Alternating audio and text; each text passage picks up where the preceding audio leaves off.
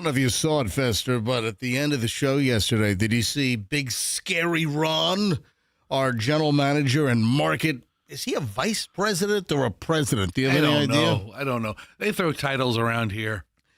Because sometimes in our radio careers, we've had general managers who are the market presidents, and sometimes they're just like a corporate vice president. I don't know. Anyway, so Big Scary Ron rolls in yesterday, and he says, "Hey, need to see you after the show tomorrow." I'm like, why not today? You obviously know what it's about. I'm right here. Let's go. Come on. Let's do it. Let's go. And I said, well, what, can we talk now? No, I need to see you tomorrow. Just take a couple of minutes. Oh. So I don't know. That's ominous. Well, that's what I was thinking. I was thinking Big Scary Rod Road. So, I've been stewing a little bit. It's like, what the hell does Big Scary... Listen, at this point in my life and career, I mean, nothing really, troubles me as far as the career goes. It's, not like I'm, not like I'm living paycheck to paycheck at this point, it's kind of a hobby for me at this point. Yeah. So, Big Scary Ron, he was just serious. So... He's a very serious guy. Yeah, Big Scary Ron wants to see me right after today's show. So, listen, I've been kind of, curious. I mean, it's not like I'm nervous about it. It's just, it's been, occupying a little space in my head. Well, he's piqued your interest. Yeah, well, thank you. That's the breadcrumb of, I need to see you tomorrow. That's a better way to put it. Yeah. He's piqued. By the way, do you know how to spell that? Piqued my interest. I do. Please spell piqued. I do. I know how to. Go ahead. Let me hear it. All right. I think you want to give us dead air? You're trying to trick me now because it's not peaked like I'm climbing a mountain. Hold on. What do you mean I'm trying to trick you? I just said go ahead. No. This is like the MJ spelling bee. Because it's not peaked like I peaked at the mountain or I peaked in my career. It's not that kind of peak. It's like you peaked a long time ago in your career. I peaked. Yeah, it was like third grade when I peaked. You peaked a long time. Come on. You said you do. You were like very cocky, and you're like, I know how to spell that. It's like piqueux, right? Pique or something. Peaked. Just spell. Piquue.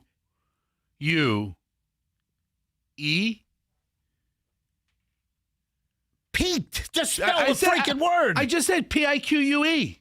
Oh, that's peaked. It's peaked. Oh, with a D at the end. Okay. So spell the freaking word. Can you use it in a sentence? No, Piqued. That's right. All right. You piqued my curiosity. Yeah, I think a lot of people think it is piqued, like Peaked, which it is not. Anyway, so you did put it properly. My curiosity was piqued. And then here's the deal. So once I meet with Big Scary Ron on whatever he wants to talk to me about, will I be able to reveal it on the air? I mean, not much is held back on this show. I mean, I pretty much, I'll talk about anything. Who knows? Yeah. Listen, there's such a wide degree of what people in all businesses think is important that day or that minute, and then it's not important at all. Folks, I will keep you up to speed. So the big question is this time tomorrow, in 24 hours from right now, will I have breaking news on what Big Scary Ron talked to me about? Oh, you know what I got? I got the car formation. Do you know what the car formation is? No. You have no idea what a car formation is. I mean, is information about a car? Yes, it is, because it's car information, and it's cleverly put as car formation. So, folks, you probably have noted that Michelle was not here yesterday. Oh, she asked me, you didn't call me yesterday. We didn't call her. We did not, because I knew that she was running. I knew she was probably going to sleep late because they didn't have to do stuff until I think it was noon yesterday, and I said, I was being courteous. I didn't call you up and wake you up. Look at you, so courteous. So Michelle is up in New York as she is helping Julian and Julian's girlfriend on her college movie project. They've got a big production, which, they collected all the equipment yesterday. They got the rental truck yesterday. And then, of course, Michelle is really helping as transportation captain because on this movie, and Julian's a junior at NYU, and Julian's girlfriend is a senior, and she's shooting her senior film project. And this has got like a $15,000, $16,000, $18,000 budget. I mean, a lot of money. She raised money. I mean, they rented equipment. They get a whole bunch of equipment from the school at no cost, but they needed to rent certain things that was not available. Anyway, so Michelle offered to go up and help during the project. Because when Julian shot his junior project back in November, the girlfriend was, the producer, and I mean, she was really involved. So Julian is the cinematographer on this thing, and so Michelle's transportation captain, and we're renting a 15-passenger van, and it was a Sprinter van or similar, right? Right. The Sprinter van, that's kind of a big, tall thing. That's like monolithic almost, It's kind of unique to itself. Yeah, and it's a larger vehicle just, from head to toe, right. and height-wise. Well, I got the car formation from Hertz. And did she get the van or did she get or similar? She got or similar. So I got, it's like brand new. It's got 300 miles on it. Okay. Yeah, so she is not getting the Mercedes Sprinter van to drive because there's like 20 people on this movie. So Michelle's going to be like hauling, and tons of people are coming from Manhattan. They're going to be taking the train from Manhattan out to New Jersey. So Michelle is going to be like running them back and forth. They rented a house. They rented an Airbnb because that's the film set. It's, in West Orange, New Jersey, blah, blah, blah. All right, so I got the car formation yesterday, and because it's 24 hours out, they're picking the thing up at noon. They did not get a Sprinter van. They got or similar. It's a brand new Chevy Express 3500. So it's more like it's like a Chevy cargo van. Like the box van. Yeah, okay. It's like a regular van. And Julian was like, "Oh man, I hope we get the Sprinter because that's more roomy, more like a hotel shuttle kind of thing, Yeah. Versus Julian thought that the regular passenger van, like the church van, you know what I'm talking about? That Julian thought that was going to be a little too cramped. I'm looking at this van. This van might be a little easier for Michelle to drive. That's the point. Thank you. I was about to get to that this is going to be much, much easier for Michelle to handle, maneuver, not like rip the roof off at a fast food drive-through. I mean, Yeah. That's what I'm saying. This might be a good thing. That's what I'm thinking. I think it's a good thing. Yeah. And so we'll call Michelle later on. I did email her. I forwarded her the Hertz car formation. I wonder if that's trademarked. I wonder if other rental car companies use car formation for your car confirmation. Here's your car formation, sir. Oh, yes, absolutely. Thank you for using Hertz. Yeah. So we will call Michelle a little later on and see how she's getting on. Andrew says it is trademarked. Andrew just is. So it's a trademark of Hertz. Okay. It is a registered trademark of Hertz, a car formation. So, I mean, listen, it's a good word. Yeah. Oh, it is. I think it says exactly what you want it to say. Just get rolling, folks. It's going to be a busy Thursday show here on the MJ Morning Show. Please don't move. We're back in minutes. In Tampa, we have a crash.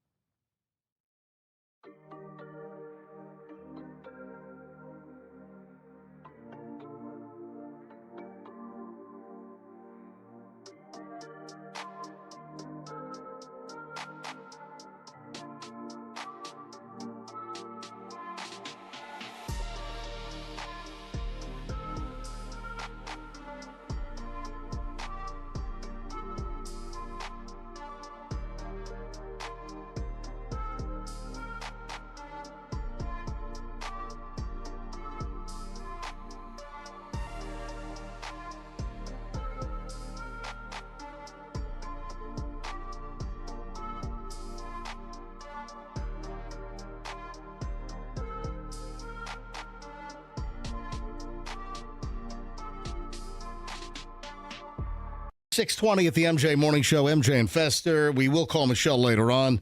So I'm fine.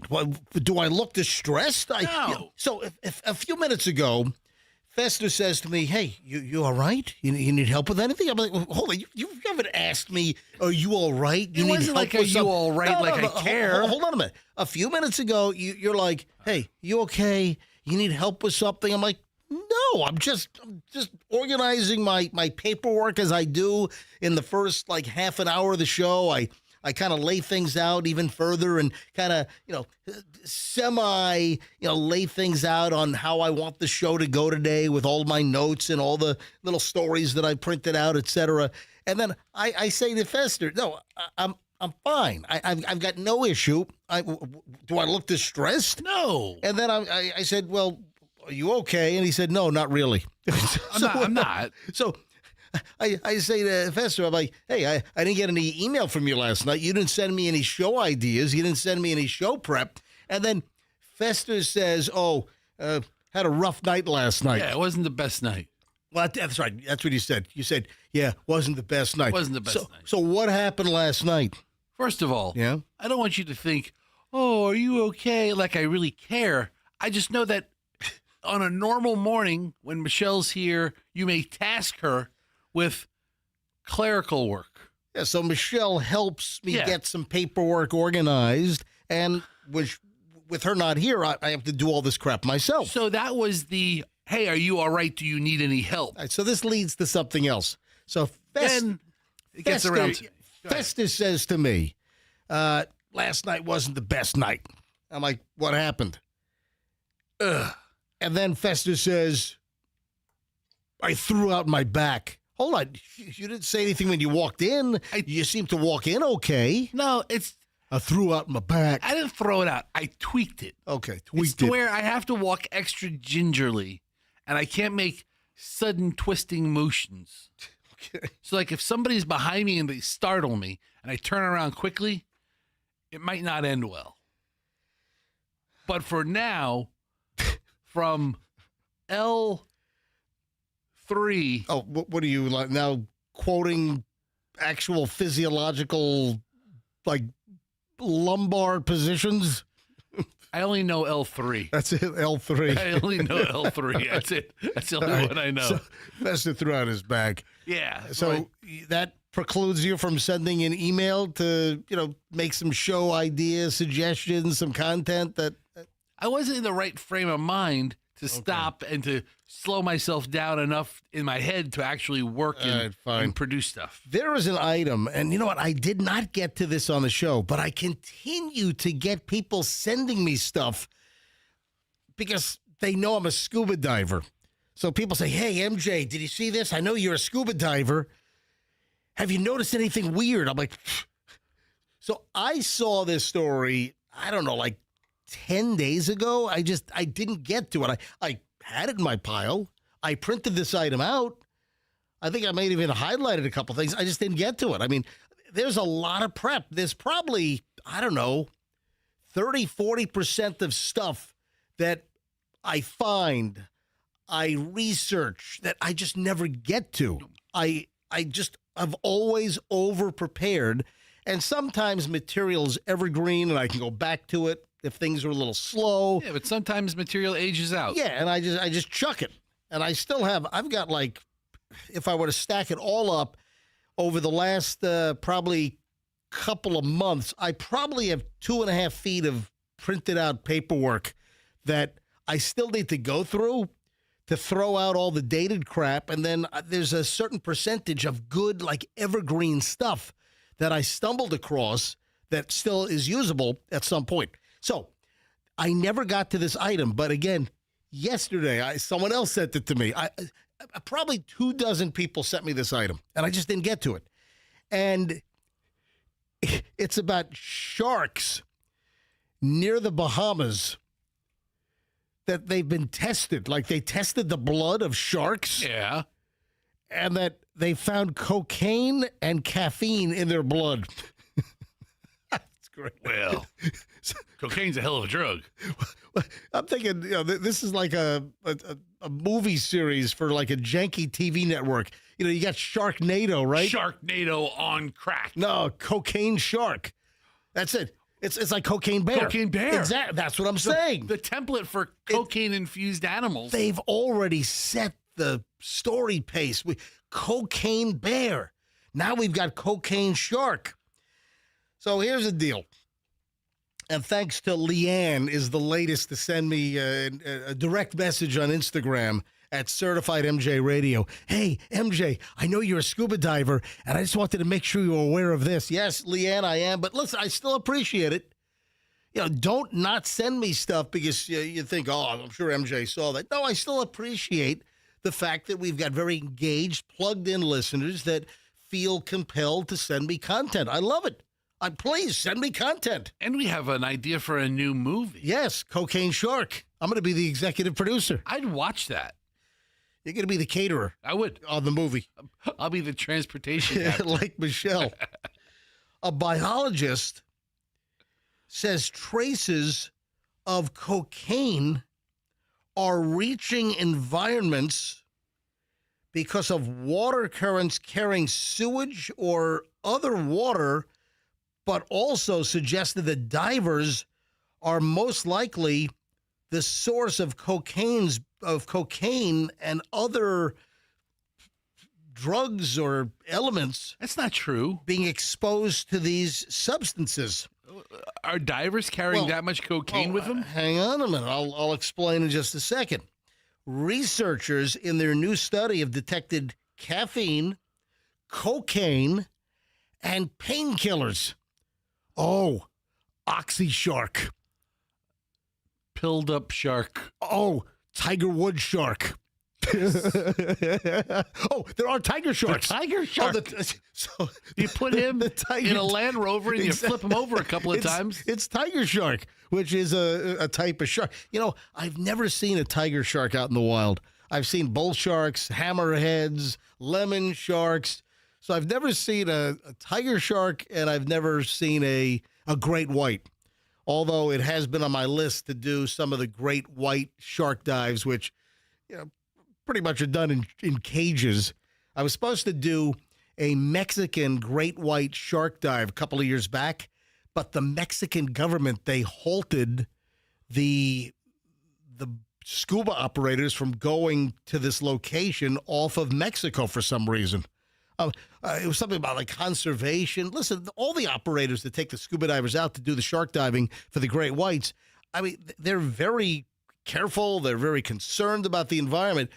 You know what? Tell you what. Hey, Mexican government, why don't you worry less about well-known scuba operations doing shark dives off of your coast and worry more about the freaking drug cartels shooting up tourist towns and wrecking your Mexican tourism. How about that? In Mexico, shark preservation, number one. Numero uno. So you never saw the tiger shark? No, I've never seen a tiger shark or a great white in the wild. How are divers introducing cocaine to I'm going to tell you. Sharks? All right, so here's the deal. So new studies are detecting cocaine, caffeine, painkillers, among other drugs in the blood of sharks swimming near the coast of the Bahamas. And the team led by this biologist off the Bahamas found that analyzing blood samples from 85 sharks in the Bahamas, that nearly one-third have tested positive for caffeine, anti-inflammatory drugs like acetaminophen, and in some cases, cocaine. And you know what causes this? I was thinking like drug runners who like push the cocaine into they bite the package. No, it's the sewage. It's that when people eliminate, they do number one, number two, it gets into the sewage. The sewage then has a certain seepage into the natural waterway. And then the sharks, I mean, they're sucking in all this water, so that's how it's getting into, People poop cocaine is a terrible movie. Well, that's awful. So that's how we're getting Cocaine Shark. Oh. Yeah. Interesting. Awful. That's the last thing I want. If you've got an aggressive shark that's just inherently aggressive because of just their nature, because of their species. Their mean demeanor. Yeah, it's not like you need them to get all coked up, and have other other effects on them. I agree. Yeah. But look, I've dived for many, many years. I've got well over 1,000 log dives all over the world, and I've been around plenty of sharks, bull sharks, lemon sharks, white tips, black tips, nurse sharks, which are like little puppy dogs. And I've never had any kind of an issue where a shark has gotten aggressive, but I don't like a bull. Oh, a bull. I'm trying to think. So bull shark. I have been around bull sharks. This is out in Palau. I just typed in most aggressive sharks, and bull shark popped up first. I see bull sharks in my backyard. I took video. There's a video. I don't know, maybe within the last 6-7 months. Yeah, I remember There's that. a video on my Instagram, and I'm walking in Beach Park in South Tampa, and on one of the inlets, one of the fingers, I was walking over a little bit of a road bridge, and I saw bull sharks were two of them. What the hell were they doing in the inlet? Dude, they rolled. I mean, they just came in a couple of 100 yards off of Tampa Bay into an inlet. I mean, All right. they're out there. So I mean, I have video of two bull sharks. I mean, the bull sharks are all over. I mean, I see them in the backyard on my canal occasionally. So, all right, 6:32 at the MJ Morning Show. I have phenomenal news. Morons in the news next on the MJ Morning Show here on Q105. Stand by. Hey, the Kemp Law Group wants you to know they are here for you. If you're in a situation which sucks, the Kemp Law Group, they're here to make it suck less. All right? You're rear-ended by some maniac because people are driving like absolute ass couches. Someone crashes into you because they run a red light, they're weaving, they're swerving. I mean, it's a mess out there. You see it on the roads. If somebody is inattentive, if they're eating lunch while driving, they're watching Netflix while driving, putting on makeup while driving, they're doing everything except driving, and then they hit you, you're injured, your car is wrecked, you miss time at work, that's where the Kemp Law Group comes in. What about slip and falls? They're experts in slip and falls. So you get hurt in a business through negligence, you call Kemp Law. Slip or fall. Accidents. That's why the slogan is accident or fall. You call Kemp Law, kemplaw.com, and tell them MJ sent you. You don't pay a dime until they recover for you. Traffic's on, and then morons of the news next. In Tampa, we have...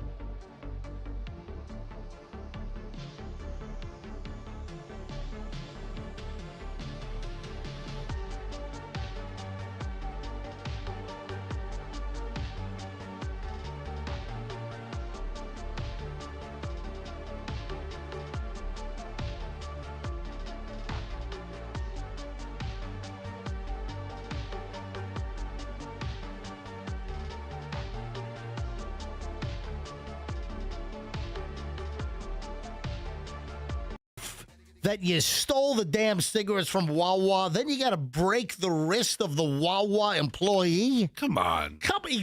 You know what? Come on. Was the Wawa employee getting... Let's do have a come on off. Ready? Come on. Come on. Come on. Oh, you're a better come oner. Come on. Oh, really? You're a good come oner.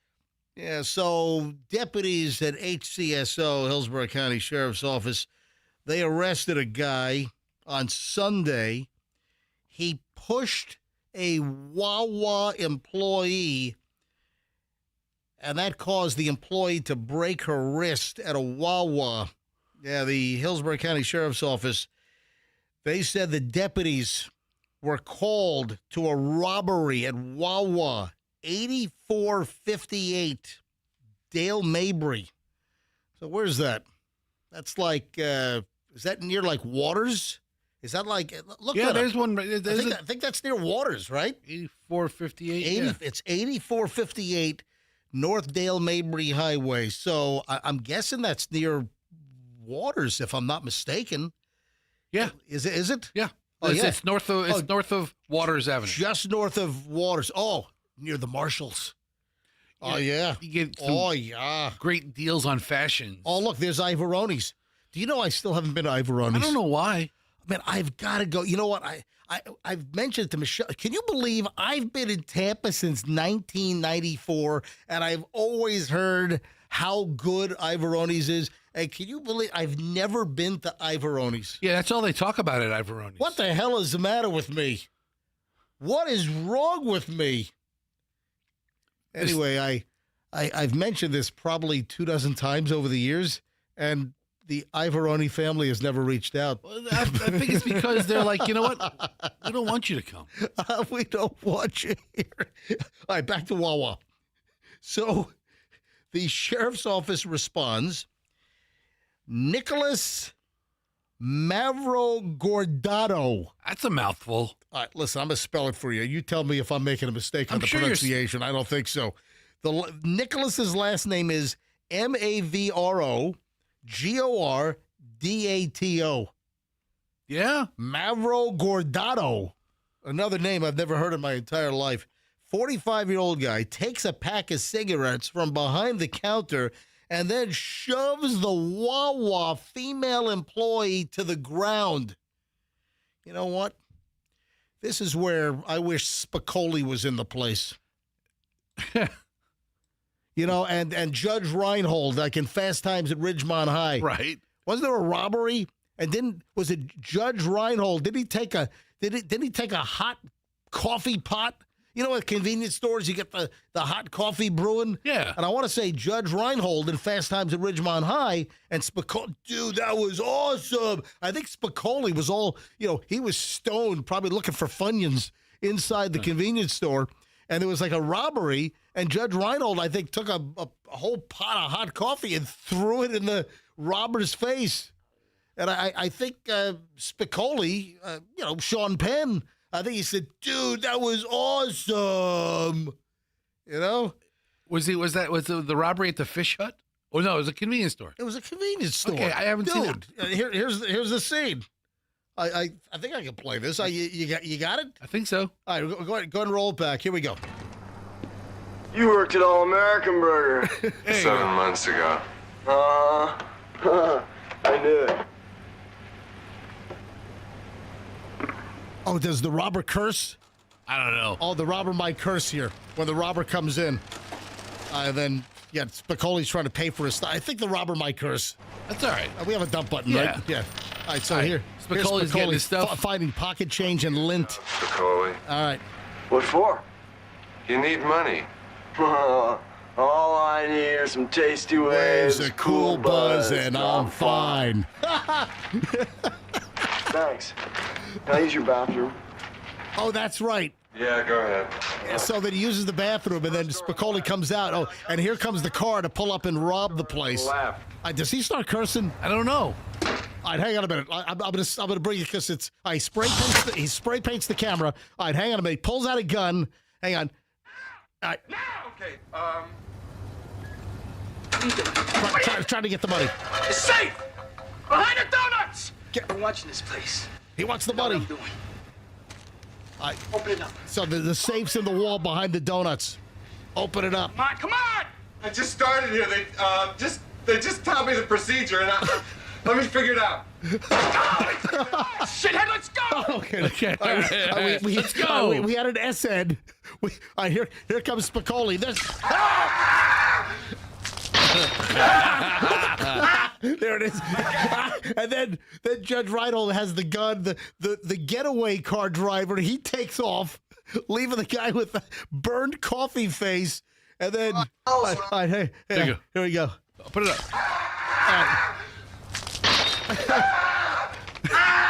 Here comes Spicoli. There's your ride home. Yeah. Totally awesome! There we go, Spicoli. Totally awesome. That's great. So that's what the Wawa lady should have done. Have you seen the video of this guy? Yeah, I did. I mean, he walks right in and just without anything. I don't think she just got in his way, and he just shoves her to the side. So the Wawa employee is shoved, falls down, breaks her wrist. That's awful. Terrible. Anyway, it's awful. Don't be stealing cigarettes from the Wawa, Mr. Mavrogordato. Anyway, Nicholas Mavrogordato has been arrested for stealing cigarettes and roughing up a Wawa employee on North Dale Mabry. Then he just walks away on Dale Mabry Highway. Maybe, you know what? If you're near that Wawa, I don't know if she's back on the job with the cast. She'll be the one with the arm brace. Sign her cast. And bring her some flowers. Bring the Wawa clerk on North Dale Mabry some flowers, for getting shoved and having a broken wrist. All right, look at this. I'm going to have to show this on MJTV. So you're going to get the story because I'm going to tell you the story, but I'm going to show the picture on MJTV. All right. Louisiana troopers have caught a suspect on a motorcycle that apparently made a habit and a gain out of running from cops on his motorcycle.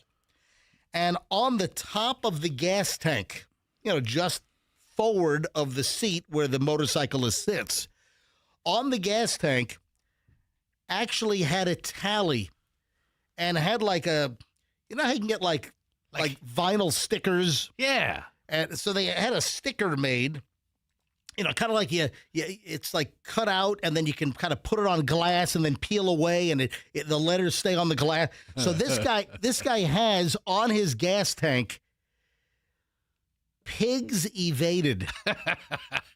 And then he has little hash marks. You know how you can do 1, 2, 3, 4, and then slice across to give you 5? Yeah.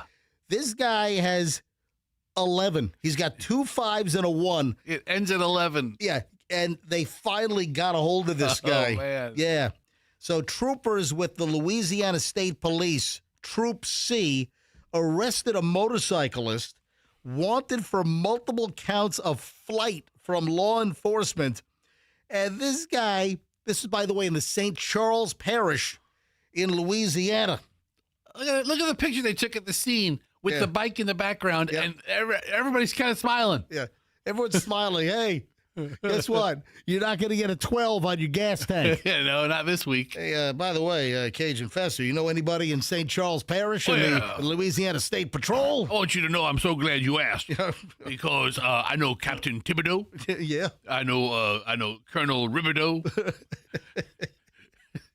and Officer Flibideau. Flibideau. All them good old boys here in Trooper Pack C. Yeah, true. So the agency shared pictures of the suspect and his bike and what appears to be an ongoing count of the number of times he has fled from authorities and eluded capture. Again, this guy brazenly had a count. Pigs evaded, like white vinyl letters, like press-on letters. Can he tell the judge that it was a joke? It was a joke taken out of context. He was already wanted. This guy was known to, I guess they didn't have his license number, but they knew the bike. And the guy would, flee apparently all the time. Also, I'm going to give you a little thing to watch for. Folks, I'm going to give you some homework right now here on the MJ Morning Show. Okay. Yeah, don't say that the MJ Morning Show is not an educational broadcast. Don't you dare say that the MJ Morning Show is going to turn your brain to mush. Don't even try to go there, because this show is so educational. Let me fill you in on something, and once you see this, you'll notice it all over the place. You will see that some motorcyclists, as you drive, that their license plates are not displayed properly. That the license plates, a lot of times, are bent up, like the whole bracket or the plate is bent up. So they have a plate, but they bend it up. So other motorists and, for the most part, law enforcement can't see the plate when they flee. Oh. So you'll notice this. Just start taking a look. When you see a motor, and you know what else I'm noticing? Hang on, let me finish this, and then I'm going to tell you something else I'm noticing a lot with motorcyclists lately. So watch for the flipped up or the flipped down plate where it is not normally displayed, where you can see it straight on. And a lot of times the bikes, the motorcycle riders, that's because they're prone to try to flee. I've seen the license plates flipped up. Personally, I always thought it was for aerodynamics. Okay. I had no idea it was you because stick with that, rocket that's scientist. what I thought. I'm glad you told me differently. I'm not sticking with anything. Yeah. I'm not dying on that mount. Pigs evaded. There are 11 tally marks, and he did not get 12. See, he's not adding a 12. And then the other thing I'm noticing a lot lately here locally, I'm seeing, and I never noticed this, or I'm pretty observant. It's not like I haven't noticed. I haven't seen this. This just hasn't happened, and it's happening a lot now with motorcyclists. You know what it is? What? Lane splitting. So lane splitting in Florida is illegal. Like in California, they do it. It's legal. If there's 12 cars at a traffic light, and the motorcyclist comes up, they can ride in between the cars and go to the front of the line, or in traffic on the interstate. You know, that's out in California or some other states. But in Florida, lane splitting is not legal. And I've just seen this incessantly recently. I don't know why. I see it in traffic jams. Yeah, tons and tons of lane splitting. And I never saw it like I've seen it these days. The 7 o'clock hour is on. Fester, I want to know if you did something. Okay. I've got a question, and this not only affects Fester, this affects a lot of people that are listening. I want to know if Fester did it and if you did it. And I'll ask my question next on the MJ Morning Show. Oh, remember that car crash on the I-75? Yeah, yesterday. It was a truck crash. Yeah, all lanes were closed on Right. I-75 north of the Bay Area. Yeah. A little public service announcement coming up on that, so stand by here on the MJ Morning Show. Hey, your air conditioning is a lifesaver when it is hot and muggy outside. Everyone here in Florida needs a good air conditioning system to keep you cool so you're not sweating like a pig inside your house. As we start getting toward the hotter days, if you notice after, kind of a colder winter, maybe your air conditioning is not going to work properly. If that's the case, you call Air Rescue. Yeah, it's time for you to get rescued. Air Rescue, a longtime advertiser here on the MJ Morning Show via their former company, Plan B Air Conditioning. So same owners, Plan B Air Conditioning and Air Rescue, they decided just to consolidate. They have dissolved the Plan B name, and it's all Air Rescue now. So I'm talking about the same company, the same great people, the same great service. You mention me, MJ, they'll give you 10% off. That's right. Say, hey, I listen to the MJ Morning Show. Hey, Air Rescue, give me 10% off. Simple as that. Need a new system? They'll beat any company by $500. It's airrescue.com, airrescue.com, and tell them MJ sent you. You know, it was great to see Wade Sweikel. Yeah, Fester, yesterday, Wade Sweikel, the CEO, the CMO, Chief Moving Officer, of Two College Brothers, came in because he brought Fester a whole pile of moving blankets. Yes, I'm very grateful. Yeah, so we had Wade on in the last segment of the show yesterday because Fester needs big moving blankets to line the bed of his new Veterans Ford pickup. Dude, get the bed liner installed. I will in time, but in the meantime, my best friend owns a moving company. I'm going to call Wade up. So Fester's got to haul some barbecue equipment this weekend. Yeah. So bottom line is he needed heavy moving blankets so he didn't scratch the paint in his Veterans Ford F-150.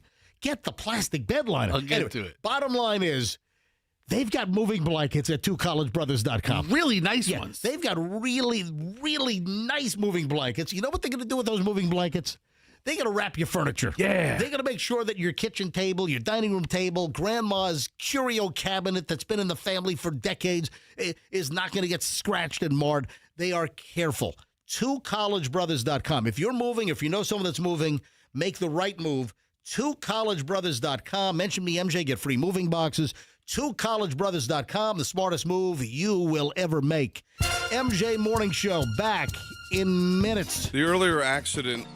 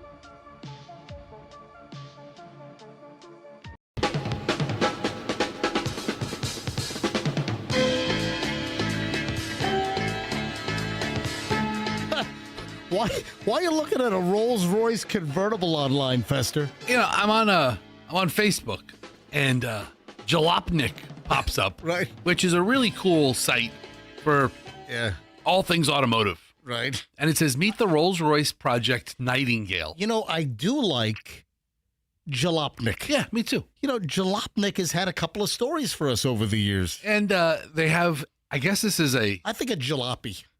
Is that where they got the name? yes. Jalopnik? Jalopnik. I don't know. It's an auto-centric website. Anyway, so you're looking at the new Rolls-Royce Project Nightingale. You know what? Oh, this is their electric, right? Yes, the all-electric two-door convertible-sized Phantom. Yeah, and I think it's going to be like $500,000. I was trying to figure Let out. me see. Really nice house or car? Let's Listen. see here. This is a really nice car. Hmm. You could live in this car. Yeah, you know, I'm not a huge fan of Rolls-Royces, It's a pretty, to be quite honest. it's a smart-looking car. Yeah, I've never been a Rolls-Royce fan. You know, I remember I first rode in a Rolls-Royce in Nanuet, New York, when I was 9. Right. So this has always stuck with me. A friend of my dad's Bought a Rolls-Royce. was in the plastics business. That for a while, it feels like Rolls-Royce was the symbol. Right. I remember this. A guy in our neighborhood, and listen, we lived in like a middle-class neighborhood. I think my parents, in 1969, I think they paid like $45,000 for our house. My parents bought our house in Nanuet in the summer of 69. You know what? I got my first real 6-string. Did you? Bought it at the 5 and dime. Yeah. I played it till my fingers bled. Was the summer of 69. So, friend of my dad's, he lived in the development right next to us, right? And, you know, same type of house. And my parents, the whole thing, the whole conversation was, and I remember hearing this, and you hear stuff as a kid and stuff sticks with you, right? The whole conversation was, my parents couldn't believe that he bought a car that cost more than the house. I remember that. The car was more than the house. And what was his name? Was it Norman? I bet your dad remembers. Maybe. But I remember the guy owned a plastics company called Ain Plastics. AIM? Ain, A-I-N. It was Ain, A-I-N Plastics. Right. And I think it was like a really successful plastic company. And then I think he went on to like sell it to some other big company for a fortune. But I remember going for a ride in the Rolls-Royce. I'm 9 years old. I'm sitting in the back seat of a Rolls-Royce. It was kind of a yellowish color.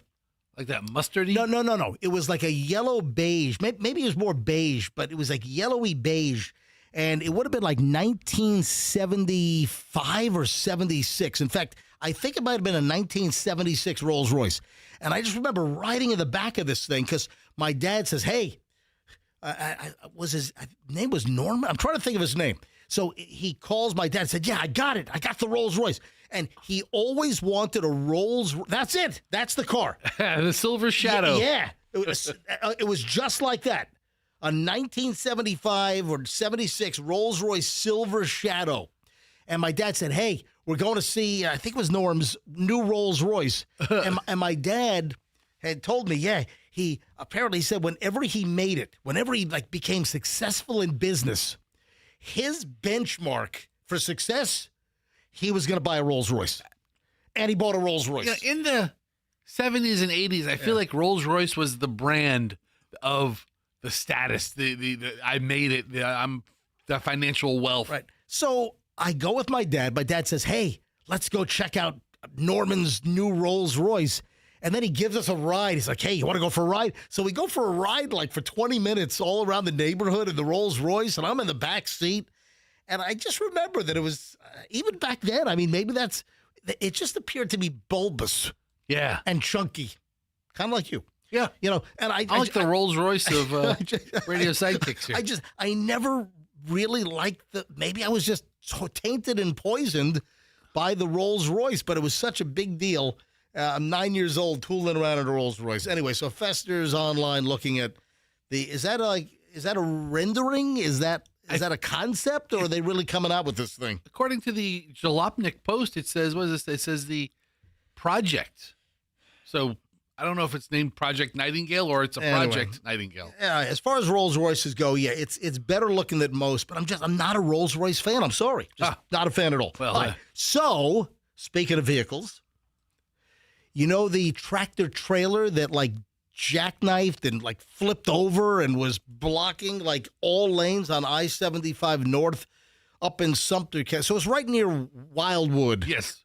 Right near I-75, near like the Florida Turnpike. So this tractor trailer is flipped over. It's on its side, blocking traffic for like a couple of hours yesterday. It was a mess. If you were headed I-75 north of the Bay Area, you were hosed. I mean, traffic was not moving anywhere. The truck was completely across all lanes on its side. Guess what? What happened? No. Yep. The guy fell asleep? Yep. What was he hauling? Does it say? Hogs? Oh. No, I have no idea. I don't know. Poor pigs. He's hauling Rolls Royces. Oh, no. Yeah, the trucker, 29-year-old Jacksonville guy who was driving a tractor trailer, he was actually hauling pallets. Yeah, 5:05 a.m. yesterday morning. This is I-75 near mile marker 335 at the Sumter-Marion County border. Fell asleep, lost control of the truck. Dude, if you're feeling tired, just pull the frig over. At some point, you felt yourself dozing. At some point, you knew you were getting tired. Listen, you just pull the freaking truck over on the side. Instead, the guy falls asleep, loses control.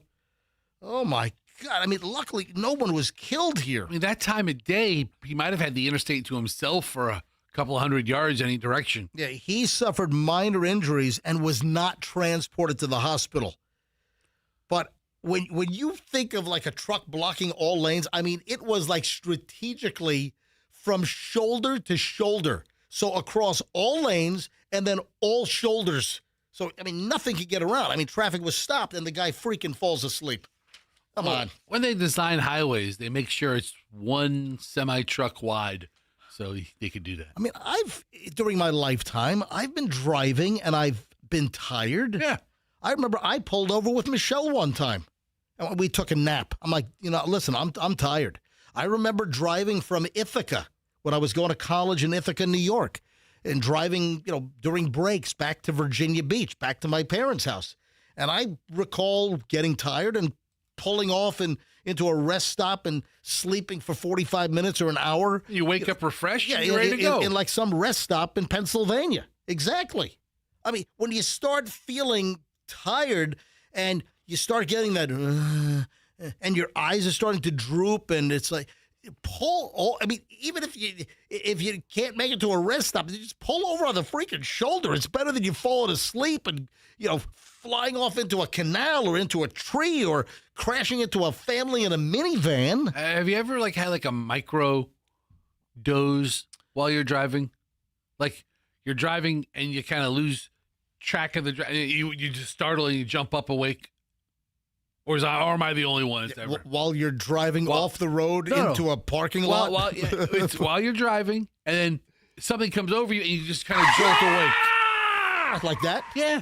Yeah. You know what? I don't think I've had a micro doze Sounds like you're proficient. I've had microdoses. Sounds like you're proficient with microdoses. That doesn't happen every day, but once in a blue moon, Dude, that's a recipe for you flipping your car over, man. I know. I just pull off. That's what you pull off.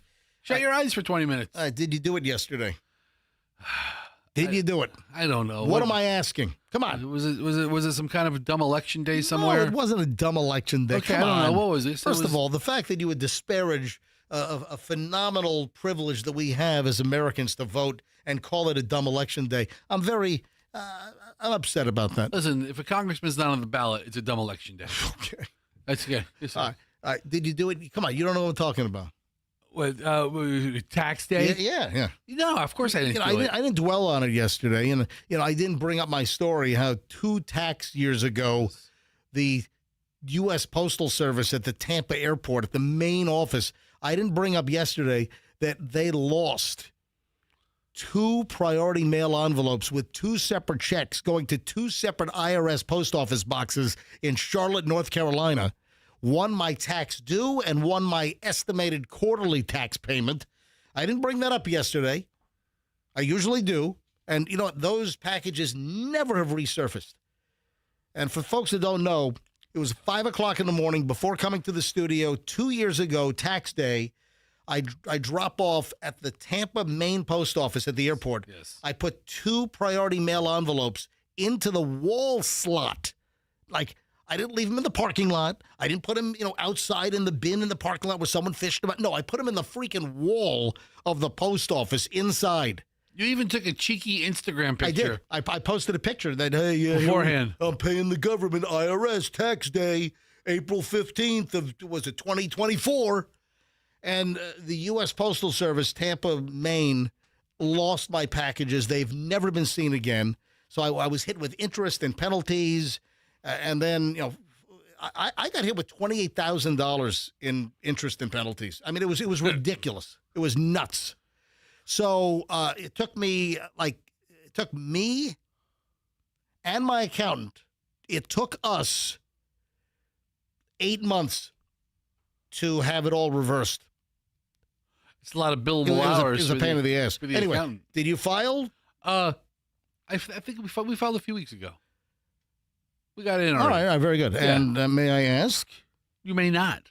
What do you mean I may not? I'm not going to tell you my taxes. No, I'm asking. I want to ask. You getting a refund, or did you owe money? I don't think that's too personal. I have a shell company that I run a ton of expenses. You through. have a shell company. I mean, it's little. It's not. That's right. Because Fester's middle name is Racket. Listen, if you don't hold on, if you don't have a company that you run expenses through, you're doing it wrong, people. Okay. Yeah. Come up with something to do that you make a little income at, and you run everything through it. Tax advice from Fester. I mean, I think I drove. I think I claimed that I drove 348,000 miles. What are you talking about? I think Come on, man. I think I claimed my cell phone. My cell phone was $7,000 last year. Get out of here. Yeah, you claim Dude, all of it. What are you trying to get audited? You claim everything. What are you... Listen, they're not looking at me. I'm small fish. Oh, yeah, okay. Yeah, they're not looking at me. All right, fine. You claim everything. Yeah. But you gotta have something to deduct, because you can't deduct expenses off of like regular income. All right, so listen, bottom line is, did you owe money or do you get money back this tax season? After I claimed $300,000 in travel, Stop it. getting $150,000 back. No, you're not. Get out of here. No, I know. This year I had to pay, but last year I got a refund. All right. So, All right. that's the way it goes. Well, very nice. So yeah, yesterday was tax day, and I think I mentioned it late in the show. I think it was very late in the show that I mentioned it. But the deal is, if you're not ready to file, you can file an extension, but you can't extend what you owe them. So you can file an extension and file your actual return later, but you have to pay. You have to estimate what you think you owe them if you do, or else you'll get hit with interest and penalties. Yeah, the government hates a thief. Yeah. Except for them. All right. What do we? Oh, is this a thing? Is this available? Or is this a teaser? What is it? All these dumb Oreo flavors. Dude, Oreo has more flavors than... This is ridiculous.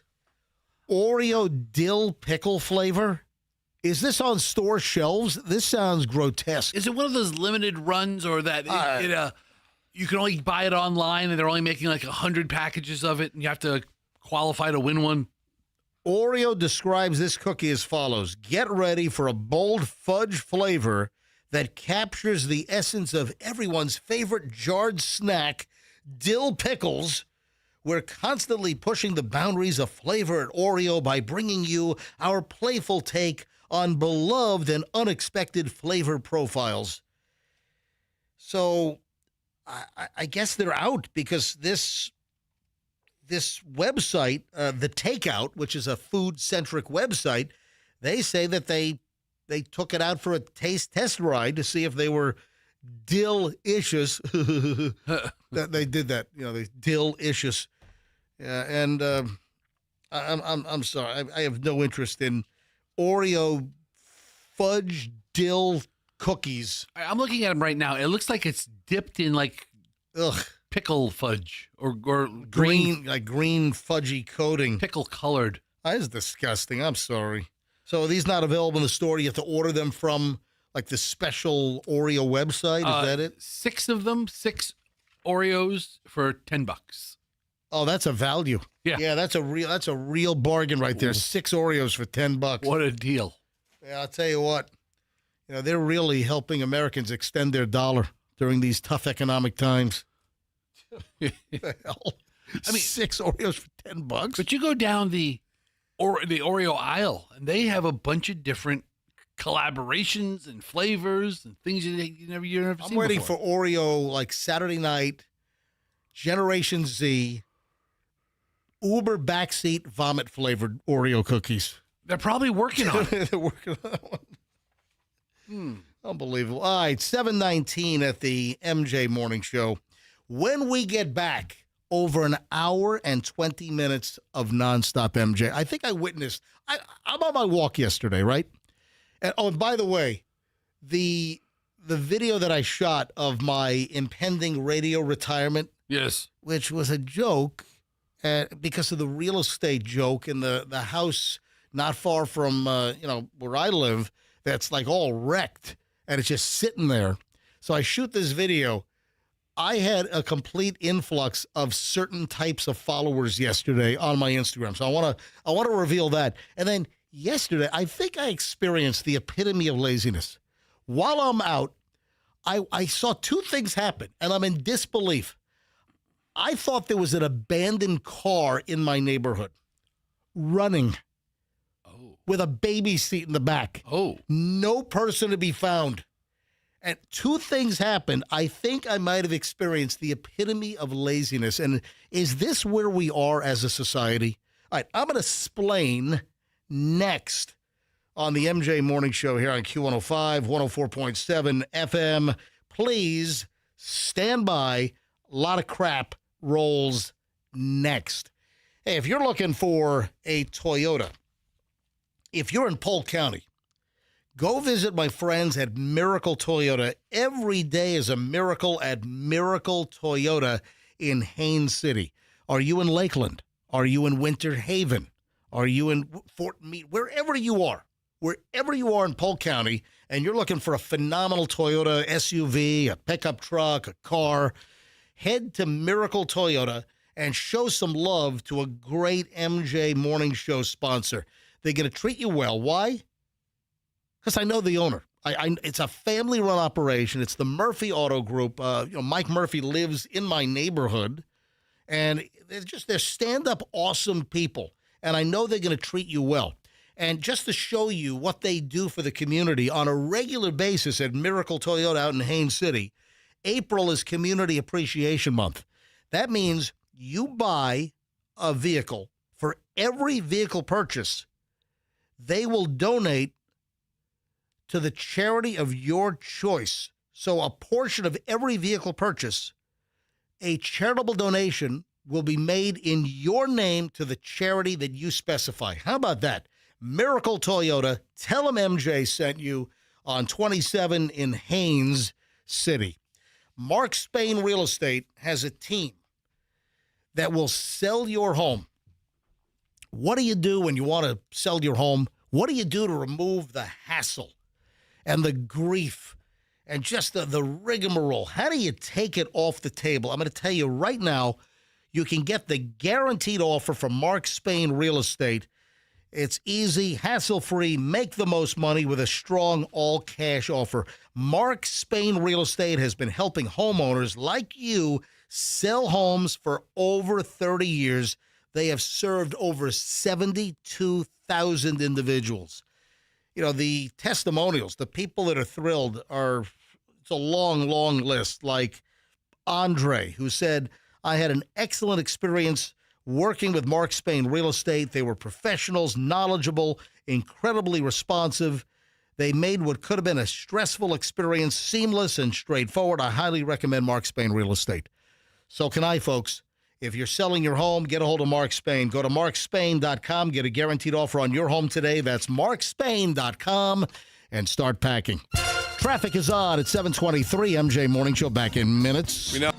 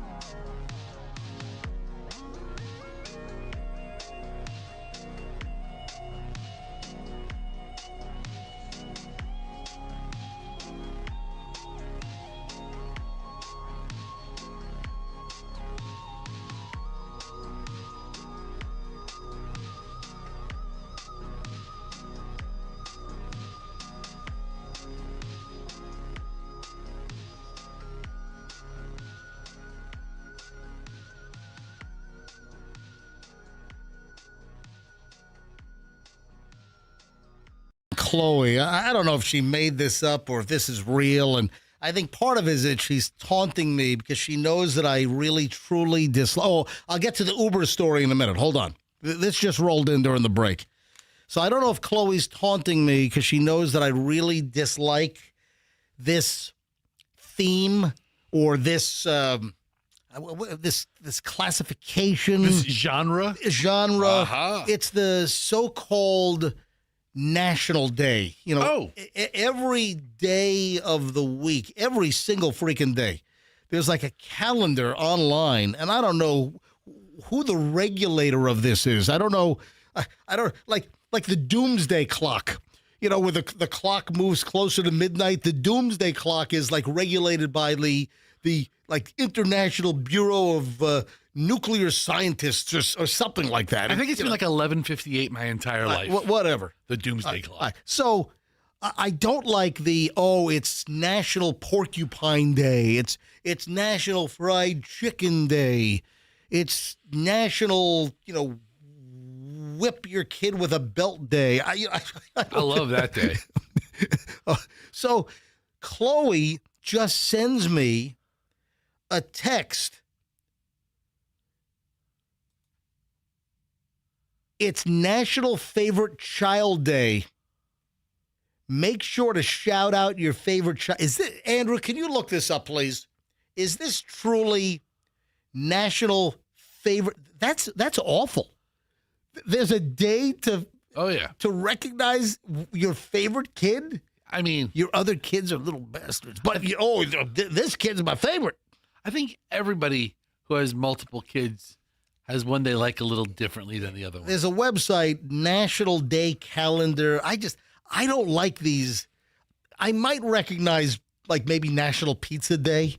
Or National Homemade Ice Cream Day. Or National Scuba Diving Day. Well, or the things that you like. I don't even think I recognize things that I do like ridiculously so.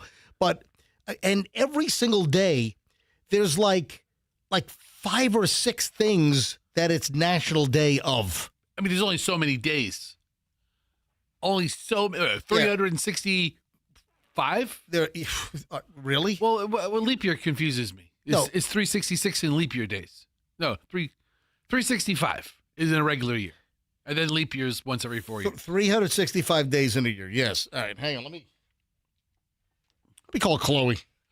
So I'm looking on the list. I don't see National Appreciate Your Favorite Kid Day. The what? I don't see that. Hold on. Andrew, turn your microphone on. What'd you say, Andrew? Andrew, my producer. Yes? I'm not seeing it anywhere for real. Yeah, either. Hey, Chloe? Oh, Fester Scout Julian. Chloe, yes? Did you go from me to the dog? Yeah, that's what it normally is. It's, oh my gosh, Scout, Gatsby, Julian, wait, Chloe. That's right, your name's Chloe. Yes, Dad. I guess you have your answer for National Favorite Kid Day, huh? So what Chloe is busting my butt about is, and listen, everyone's experienced this. If you've got kids, and my parents used to do this to me all the time. They'll call out the wrong name and then correct themselves. And all right, so I just accidentally stumbled for a second. Okay. So, Chloe, where the heck did you come up with that it's National Favorite Child Day? Honestly, I don't even know if that's a day. I'm looking it up right now. Hold on. You sent me a text that today is National Favorite Child Day. Did you just make this up? Yeah, I just wanted to see if you say that I was your favorite child. That's why Andrew can't find it. That's why Fester can't find this, because you made it up. Of course. So you woke up this morning and said, I'm going to text Dad while he's live on the air and say that it's National Favorite Child Day. Yeah. You're hysterical, kid. I know. Can you worry about being a first-year law student, please? I can try. All right. Hey, Chloe, I will tell you, today is National Eggs Benedict Day. All right, knock it off. Oh, yes. I love Eggs Benedict. Yeah. I think it's eggs. also. Good. Go ahead. No. I think Eggs Benedict is one of my favorite breakfast items. Oh, look, it's National Explosive Diarrhea Day, too. I celebrate both. when you I'm get having a party later. some eggs Benedict with some salmonella all up and through it. You know how like some people say like, oh, Christmas is every day. You know, for me, National Explosive Diarrhea Day is every day. Chloe, before I let you go, do you think this is terrible? But do you think that I have a favorite child between you and Julian? Do you think that I have a favorite? Yes, it's me. I'm yours, and Julian is Mom's. Really? You've determined this? Yes. I mean, there's a reason why there's mama's boys and daddy's girls. So you think that you're my favorite kid and that Julian is Mom's favorite? Yes. Have you discussed this with your brother? No. It's All right. just my inner thoughts and observations. All right. Well, go study some contract law, all right? Okay, well, happy National Auctioneers Day. We'd knock it off. Today's not national. Is it on the list? All right, goodbye, Yes. Chloe. And National Save the Elephant Day. And National Teacher Daughter to Volunteer Day.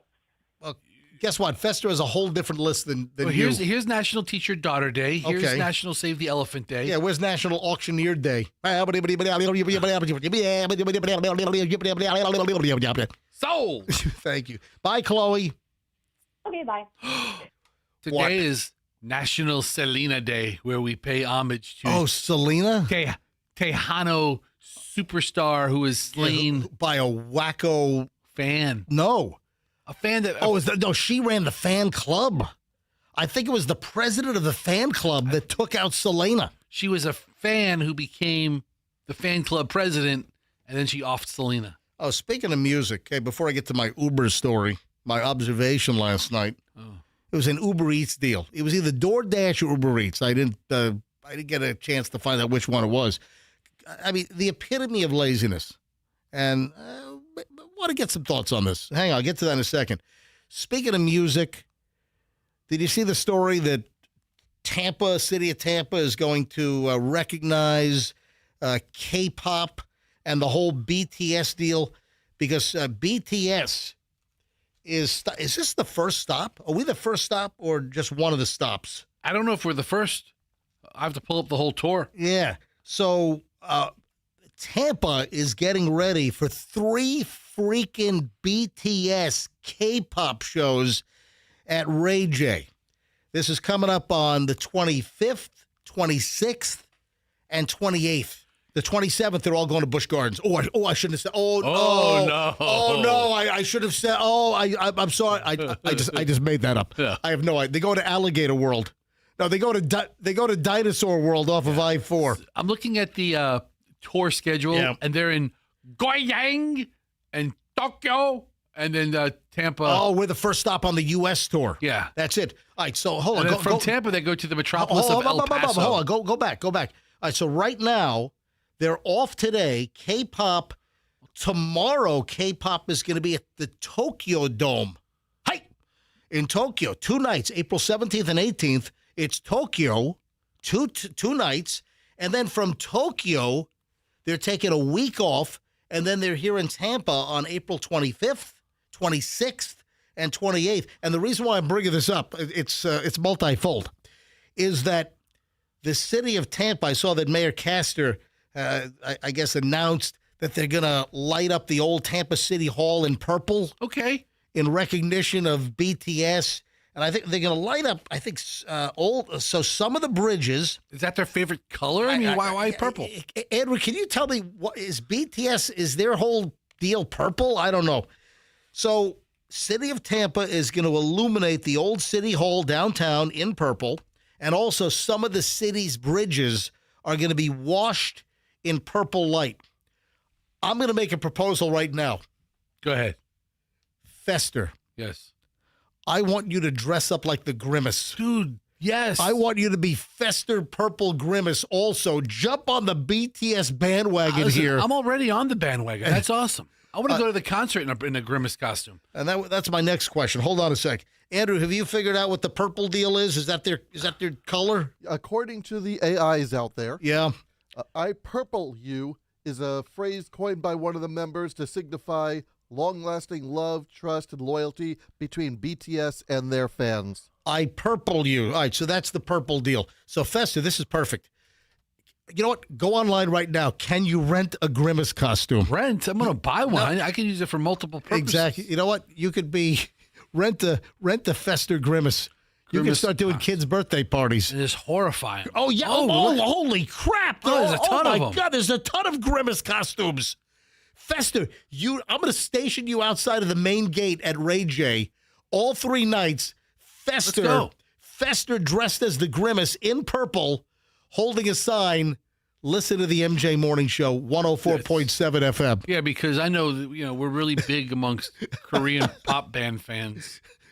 It's K-pop. I'm sure we got some.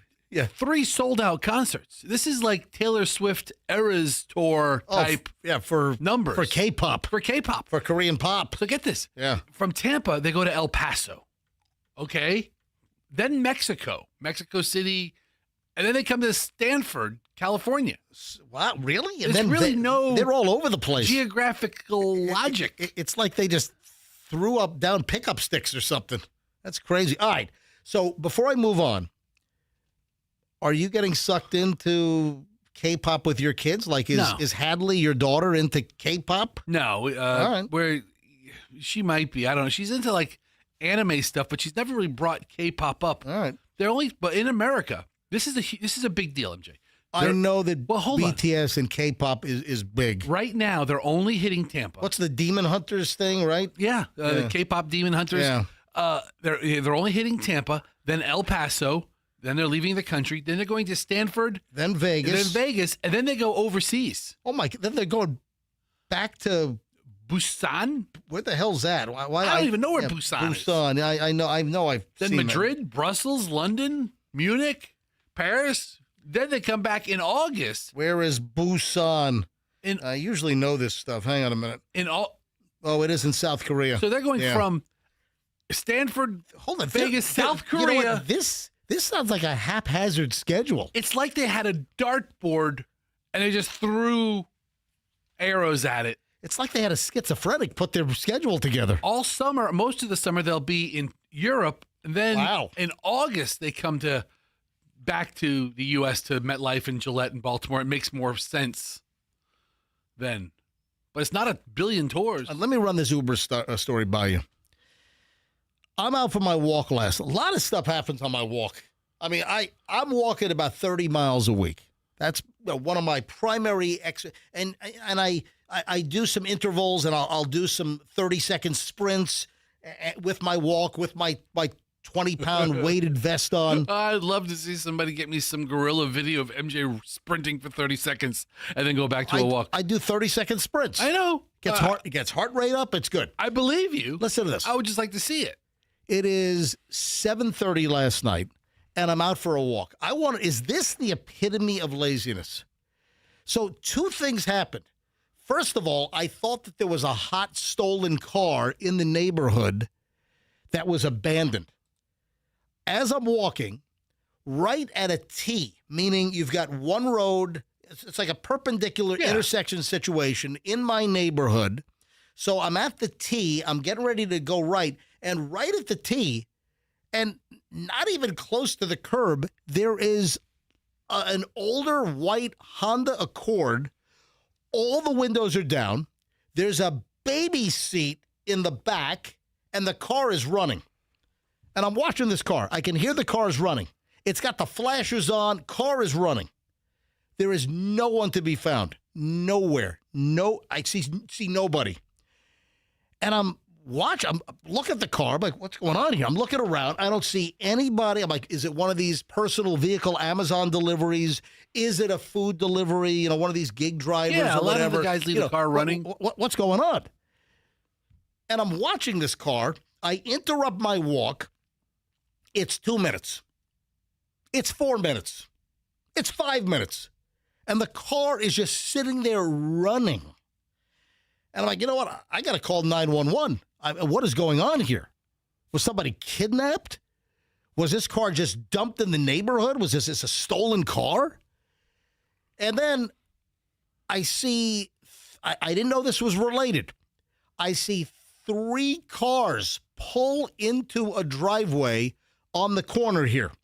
Now, this house has the front door on one street, and the driveway and the garage is on the side street. All right. So, like 3 family members, 3 different cars pull into the driveway, all relatively close to each other. And they get out of the cars, and then this car is like somewhat in the middle of the street, just running flashes on. And I say to them, hey, do you guys have any idea who this car is and what they're doing? And like, nope, not us. And I'm like, yeah, the car is just abandoned. At that point, keep in mind, like 6 minutes has elapsed. At that point, a guy with bags of food emerges from the front courtyard. So this house has like a walk-through gate and a courtyard, so I couldn't see anybody. It's the Uber Eats or the DoorDash guy. He's at the front door. Nobody's home. They're now arriving home. I guess they ordered Uber Eats or something. Oh, and we'll be there at the same time? Right, but we'll get home in time. It'll be get there just as we arrive? The guy's in their front courtyard area waiting, and the guy's obviously, I was there for 6 minutes. So the guy's clearly trying to knock on the door, and I thought they just left the freaking thing. I thought they just dumped it on your porch and left. But it was an Uber Eats guy, and the family must have ordered it from the road. Right, so dinner will be there as soon as we get home. Right, so 2 things at play here. Number one, what's this guy doing leaving his car running in the middle of the freaking road? Dude, they all do. I turned your freaking car. No, I don't get it. They don't. Hey, listen, if you're a car thief, just follow DoorDash or Uber Eats and just wait for them to leave their car running in the middle of the road and just take off. Whoa! Here we go! You know? I mean, I would assume they... All right. That's number one. I would assume they at least scout out the neighborhood before they leave their car running, but my neighborhood, they leave the doors open, they run up, they run back. Festa, that's number one. Okay. Number 2, this is where I'm asking, is this the laziest effing family on the planet? 3 family members in 3 separate cars are out, and they're coming home. You're telling me that nobody could have just stopped to get the damn food? You got to pay a whole premium for your Uber Eats, DoorDash delivery?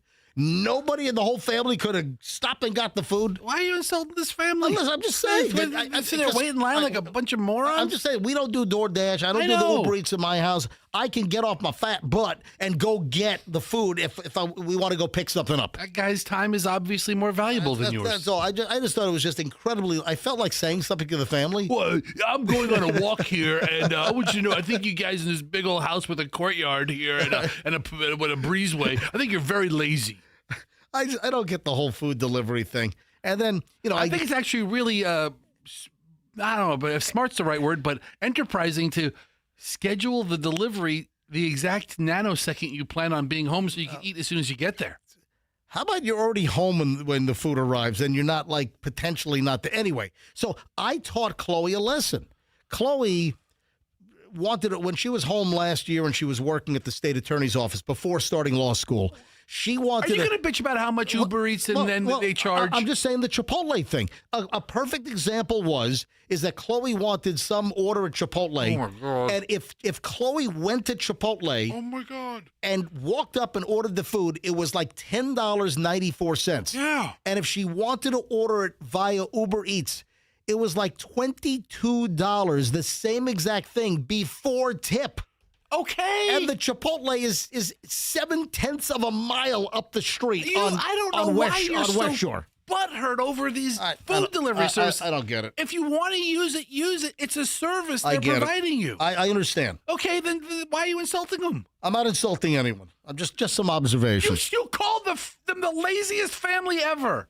They're all driving around in 3 different cars. They can't go get their own freaking food.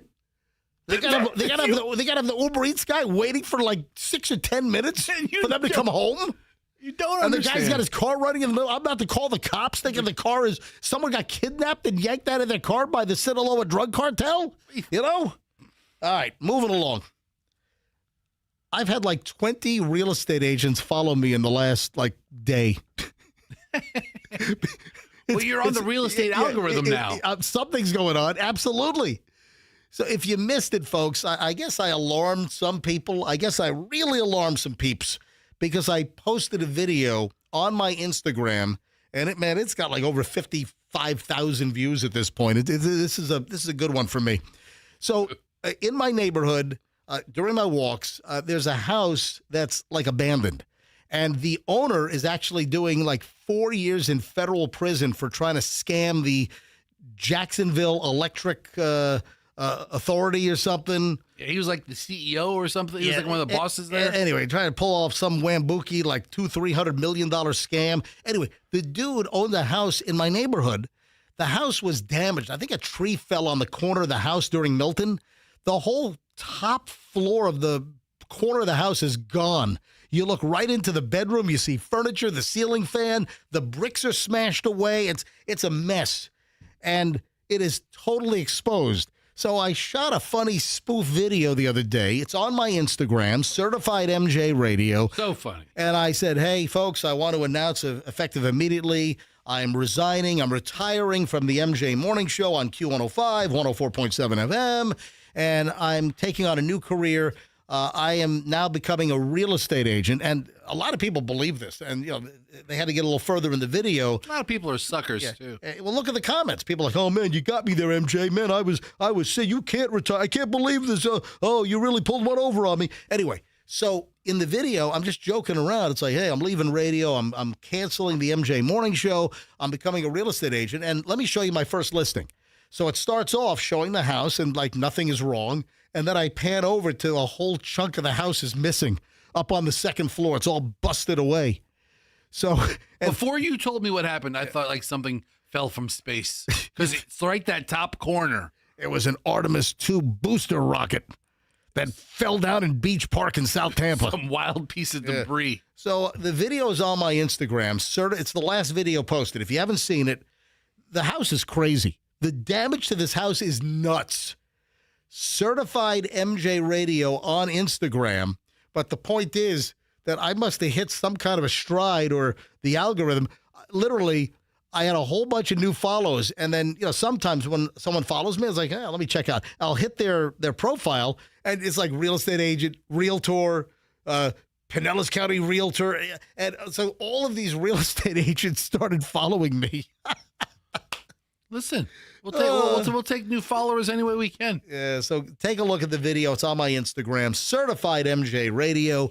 And if you're not an MJ Certified Radio follower, go ahead and give me a follow. Instagram, Certified MJ Radio.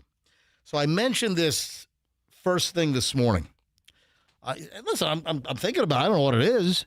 I mean, I'm at a point in my career where, listen, I've seen it all. I've done it all, but Big Scary Ron, our market general manager and market president, Big Scary Ron comes into the studio yesterday at the very end of the show.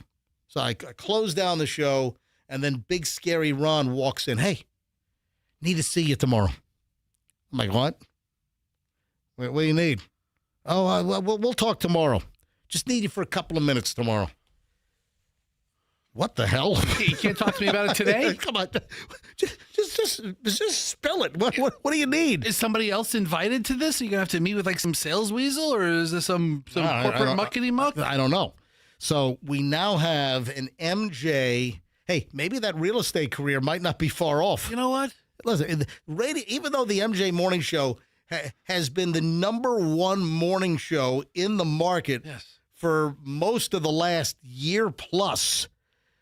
Listen, radio. There's some crazy times in the media business, television, radio, all print. It's a mess out there. So I don't know. So Big Scary Ron wants to see me for a couple of minutes after the show today. You let that guy live in your head rent free. No one's living in my head. You've been just thinking about this for the last 24 hours. Listen, I'm pondering what the hell does this guy want, but it's not living rent free in my head. Okay. So, folks, after the show, I got to go to Big Scary Ron, the general manager's office, to see what he wants, and I shall report back tomorrow morning. Oh, unless. What if it's confidential? Well, hey, unless, what yeah. if it's like top secret? Unless he's listening right now. Yeah. Listen, hey, who knows if the show will be here tomorrow? Who knows? Yeah. Then you definitely want to follow him on his Instagram. Exactly. I am MJ. I'm sorry. I only heard half of your last little thing about Big Scary Ron. Right. Because I've been replying to a buttload of complaints. What? About what? About you, dude. Hold up. About you. People are on your personal text line? I have a buttload of them. Over what? Your attitude toward food delivery services. Oh, God. I don't understand the laziness. I don't understand people that want to pay a markedly higher price when you can just go out and get the stuff yourself. All right. Evan in Tampa says he sounds like the biggest, whiniest douche I've ever heard right now. That's one. Oh, because I'm not lazy and I want to go out and get my own food if I want to. From the 727. Right. All my peeps in 727. Why does MJ care about Uber Eats? There's people I know that depend on Uber for their income. That's right. Your people make money goes both ways. All right. People are making a living. MJ is obsessed over other people spending their own money. How? So Give him more pushback, Fester. Well, thank you. Tell SWAT boy. what? SWAT boy in his little vest. Okay. To quit walking around looking for trouble in his neighborhood. It finds me. Okay. I'm just telling Listen, you. if you walk 30 miles a week in your neighborhood, you're going to see a whole lot of crap. Okay. You're gonna Walking aside, you're tweaking people on this Uber Eats. And they're texting Fester on his personal cell phone at 813-310-8444. Joy says, tell MJ he's not helping himself right now. I don't know, MJ. Listen, I think this is a lot of. I think you're off base on this. First of all, people spend their money any way they want, but that's a good point. A lot of people make a living off of Uber Eats. Hey, everyone has little things that tweak them or bother them. That's one of the things. Folks, deal with it. You're the little thing that bothers a lot of people this morning. You're the Uber Eats for half of these people. I'm the radio version of Uber Eats. Is that it? You know what? We should start an Uber Eats. MJ Eats. MJ Eats. Fester Eats. You don't want me doing it. I'd have half your fries gone. That would be literal. Fester would be eating your food. You'd get empty containers. So I saw a guy last night. I don't know how real this was, but it was on Instagram, and I saw it. And the question was, have you ever been this broke? And the guy goes to DoorDash, Right. registers to be a dasher, right? Or the delivery guys. And I guess it's only a couple of minute process to become certified on their platform. And then he agrees to pick up a bunch of meals. And he picks up all the food, and he takes it to his house and deletes the app. Oh. What? Yeah, it was the question. The question is, have you ever been this poor where you have no money to spend on dinner? You become a dasher. You pick up someone's order and then you take it, you eat it, and then you 3 or 4 orders. You get them all. You bring them to the house. How quickly can you sign up to be a DoorDasher or an Uber Eats driver? I don't know, but how quickly can you be off to the races and running? I saw this on Instagram. I mean, it's probably an edited comedy piece. Racket. You sign up and you go pick up a delivery. Then that's your dinner. Then you cancel delete the app. Then you quit. I'm an Uber Eats driver for an hour. What are they going to do? I got $6 in my bank account. You're going to come after me? Okay, great. Ugh. That's nuts. I saw that yesterday and got a chuckle. All right, speaking of food, I think Michelle sent me this. A sign at a McDonald's that says, "Attention, customers, no refills. Sorry for the inconvenience. We are no longer offering free refills at this establishment." Is that just some McDonald's, or is that all McDonald's? Man. I know that we had a story in the last year that in the next couple of years that McDonald's, they're moving all of the self-service drink machines back behind the counter. Yeah. It used to be that they filled up your drinks behind the counter. Then this whole culture emerged where they put the machines in the actual dining area. So the customer, they just get the cup and you fill up your own ice, your own drink. And now McDonald's made a big deal out of this over the last year that they're putting those machines back behind the counter. I think it was like by 2030 or something. But in the next like 3 or 4 years that all the drink machines at McDonald's are going to be back behind the counter for employees to fill. I've been to several McDonald's where they don't have the drink machines at all. The one right here by the radio station, the drink machine's gone. I walked in there with my empty cup thinking, you know what? Time for a refill. Now that I think of this, that they some stores already have done it. It's already happening. But like all the stores, they plan to have all the drink machines at McDonald's back behind the counter, I think by 2030. I can't imagine a fast food restaurant nickel and diming you for refills on sodas. I mean, they charge the business. Yeah, they charge what, $3 for a drink, and what do they have? The cup and the what do you have? A nickel? What do you have? 10 cents? I mean, that's got to be the highest profit. The actual soft drink has to be the highest profit item in the fast food establishment. Is what I'm thinking. I mean, if this happened locally, I mean, I don't think I would patronize that establishment, regardless of what the fast food brand was. And I try to be equal opportunity on my fast food. I've gotten several people reminding me that Whataburger is opening their second Bay Area location in Wesley Chapel. I think today's the day it opens. You know, I've never had a Whataburger. Yeah. And what's the other burger place over here in Pinellas that the little slider place? Yeah. What's the name of that one? Little Sliders. No, Something Sliders. No. What's the name of that thing? I want to try that place as well. Man, there's so many. I'm not going to be able to get to all the places that I want to try, food-wise. In your lifetime? Yeah, seriously, I don't think so. Listen, here you are worrying about scuba diving around the world, but you can't hit all the fast food restaurants in town in your lifetime. No, it's not just fast food. It's all kinds of restaurants. I just want to hit every fast food joint. Hey, there's an update. The nut job, the door wacko. You know what I'm talking about? So it's getting. Stories are funny how they get national attention. How they propagate. Because we look for stuff, so we find stuff pretty quickly. Yeah. But yesterday, my wife's like, "Did you see this crazy guy? Have you talked about this guy?" And I'm like, two days ago. For a couple of days, we've mentioned this. But how creepy! Now more people are being exposed to it as other sites are picking it up. And new details have emerged. Like there are new details regarding the story. If you don't know what's going on, there was a home invasion with this creepy-looking dude in a trench coat. Some kind of like Dungeons and Dragons type weirdo out in California. And this guy invades a home. This is east of like Napa Valley, northeast of San Francisco Bay Area. And this guy goes to a house. It's in Fairfield, California. And the guy starts banging on the door and starts yelling and screaming. The man of the house, the father, husband, he's out. He's running some errands. He's out of the house and gets the alert on the Ring doorbell, which then activated the app on his phone. So we have some new details are coming out regarding this guy. And if you haven't heard the audio, it is insane. The dude's name is Jason Thomas Nichols. He's 30 years old.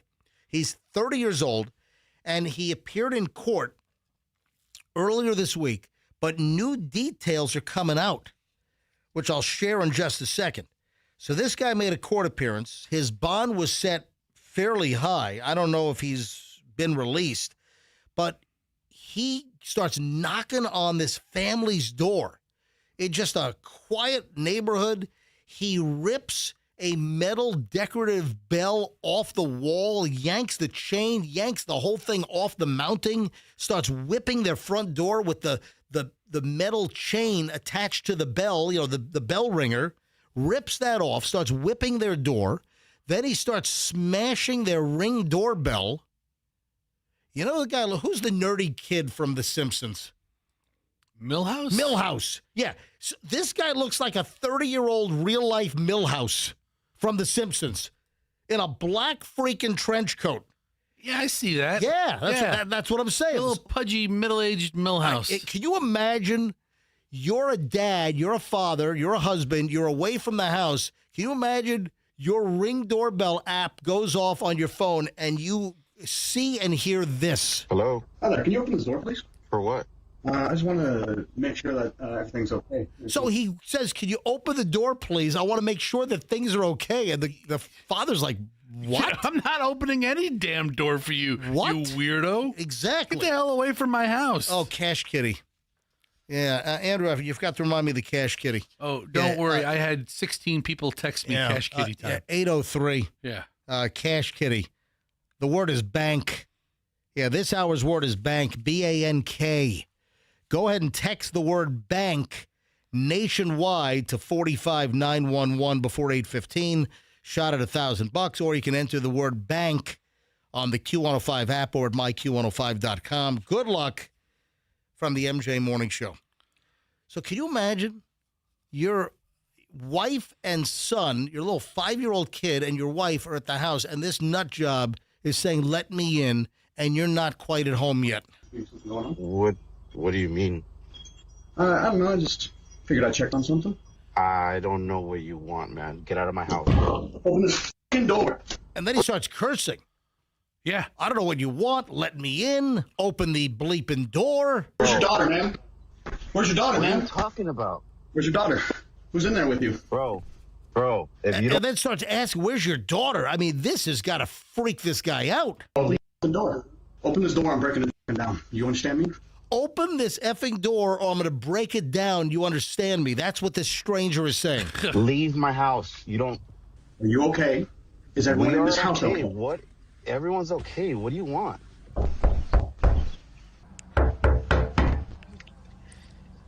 Can you leave my house, please? And then he's just banging on the door. You open the door, please. You have nothing to do with my house. Can you leave my house? You know what my name is? I don't know who you are. You don't belong to this neighborhood. That's for sure. This is my neighborhood, though. Yeah, I live there. I don't know you. My name is Harry Dresden, motherfucker. My name is Harry Dresden, bleeper, bleeper, right? Mother bleeper. And then it turns out Harry Dresden is some character described as like a wizard detective.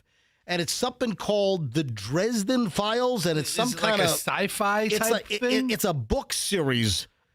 Like a Sherlock Holmes sci-fi-ish? It's a wizard detective. I don't know what the hell that means.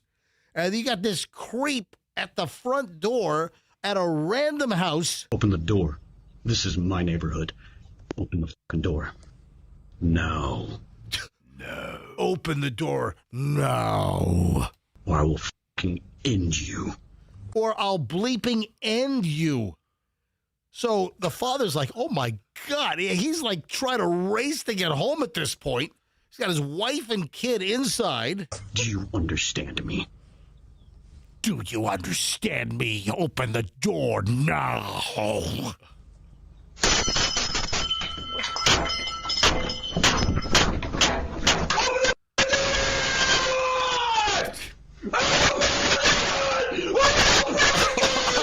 Wow.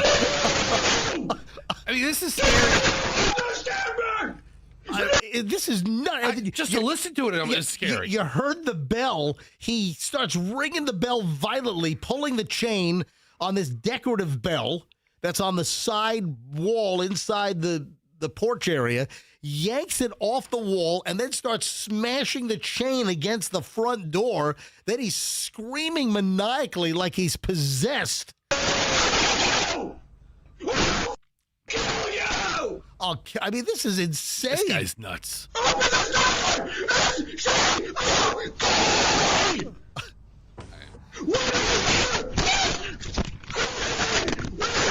Can you then he finds an open sliding glass door. He walks around the back of the house. Around the back of the house, gets into the house, and then the father gets home. He arms himself with a shovel, and then I guess starts pounding the guy. Both the father and the guy, they minor injuries in the scuffle. The cops arrive, take the guy into custody, but some new details have come out. So inside, there's no daughter in the house. So where's your daughter? You get the wrong house, pal. There's no daughter. Right. There's a mother's inside. She's pregnant. So pregnant mother. And there's a 5-year-old boy inside the house.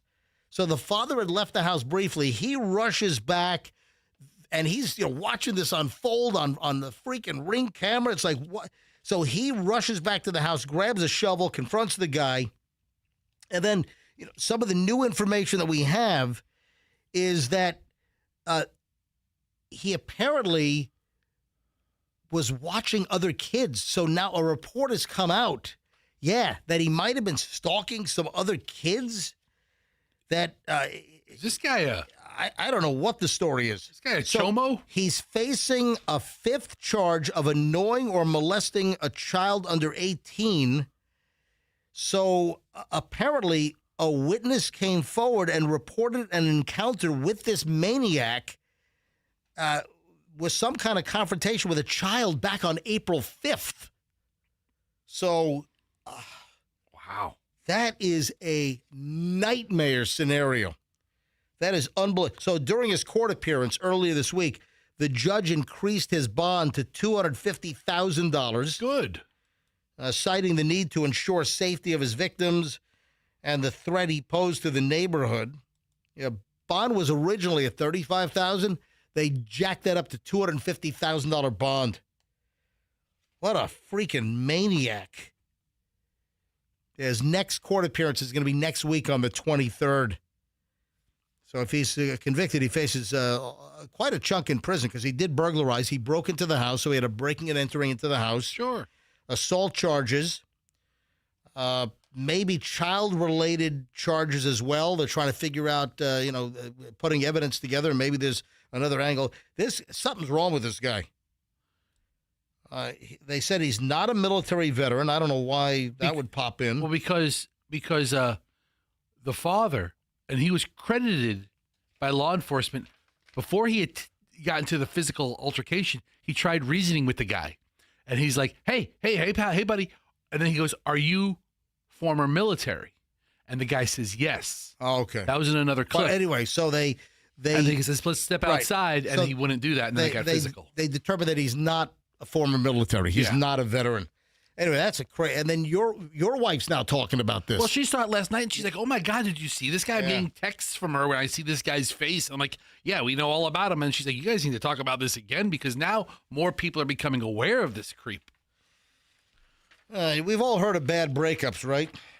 The jilted girlfriend, the bad breakup. Yeah. Listen to this one. Jilted boyfriend. Yeah, well, listen, you have both, clearly. But this is a jilted woman. This is a jilted, I like the word jilted. It's not used enough. You know what? You're right. We need to use the word jilted more. It's only used in the context of relationships and one person. So, a jilted woman.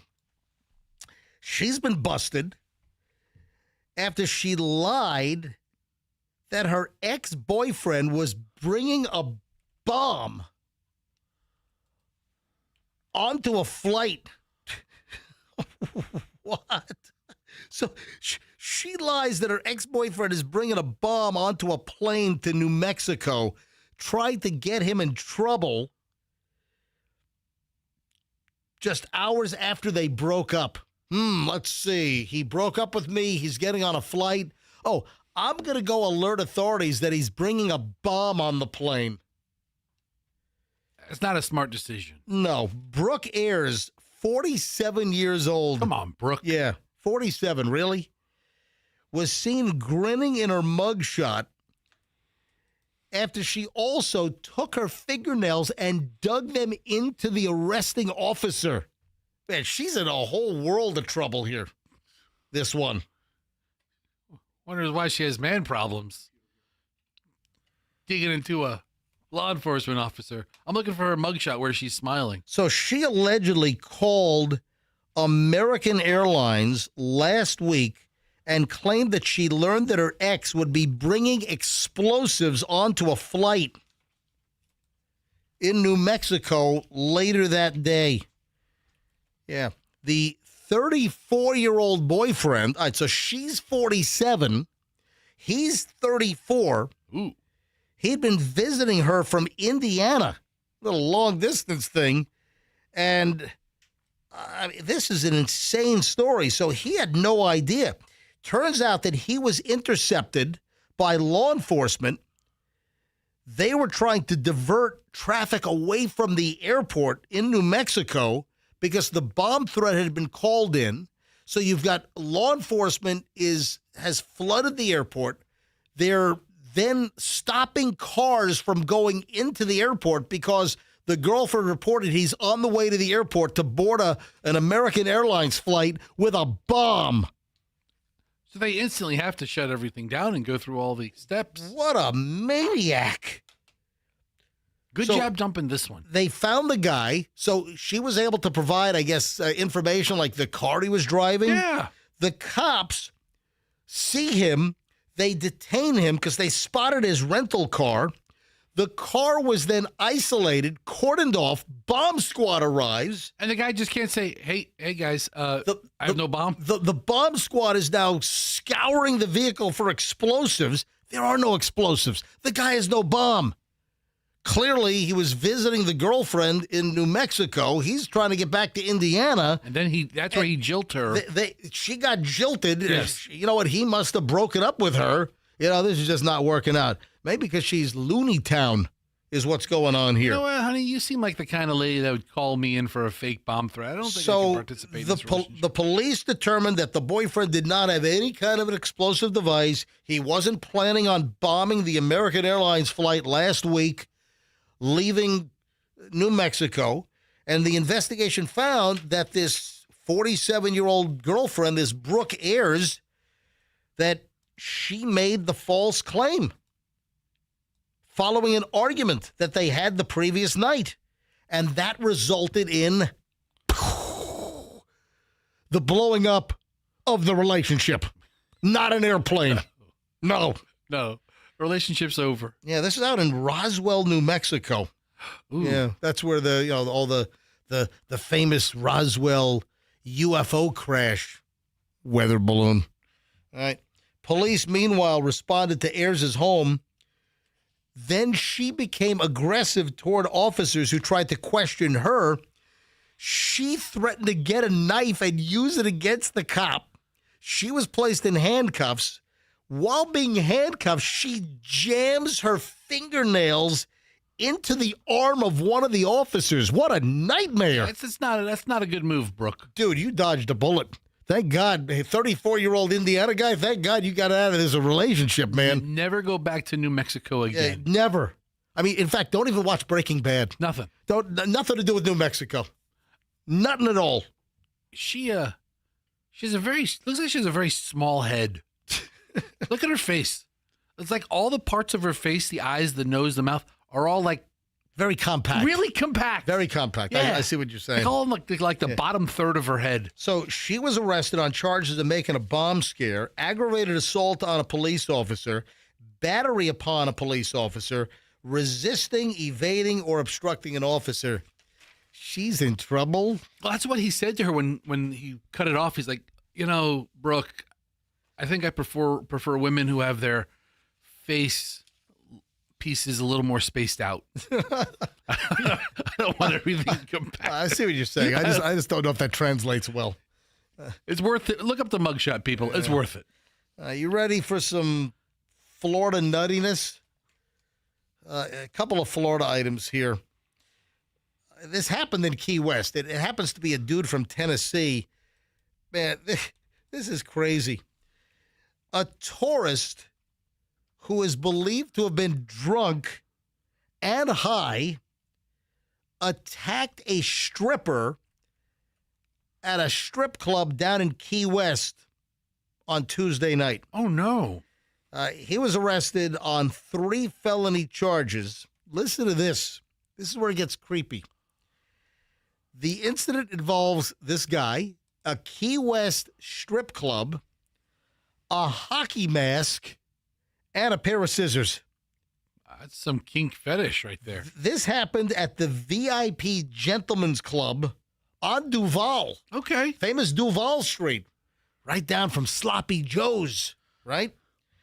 They serve Sloppy Joe's at the VIP Gentlemen's Club, too, only it's a little different. Jeffrey Marshall Carroll, 44 years old, of Columbia, Tennessee, caused the problem. The report says that the guy came in around 6:20 p.m. for a dance session. Does that mean like a lap dance? He told one stripper he didn't want her services and then had a session with the eventual stripper. So one of the strippers said, "Hey, honey, how you doing? You want a date?" Or, "Hey, you want a lap dance?" Well, rebuffed the first stripper. Didn't want that stripper.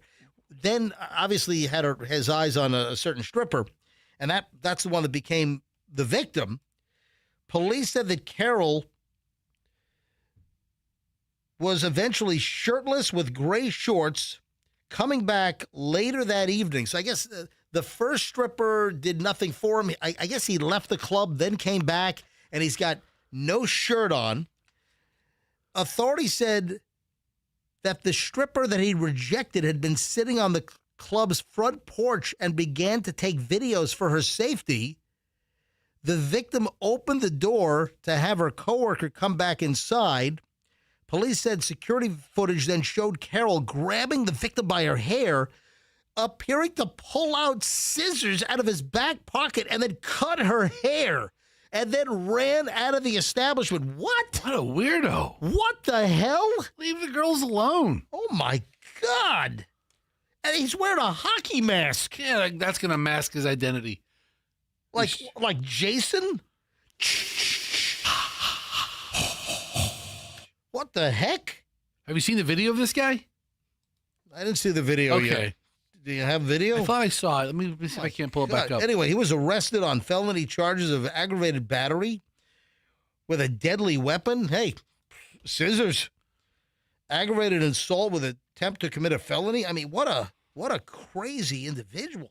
Also practicing hair design without a barber's license. Yeah, there you go. But cut the stripper's hair with scissors that he whips out of his back pocket. All right, people are nuts. All right, then we have this crazy story of a woman. I don't. Did you see the lady that got into a fight with a kid on a bike? Who fights a kid on a bike? Where did this happen? This happened in Fort Walton Beach is where this one happened. So a woman throws beer bottles at a kid, right?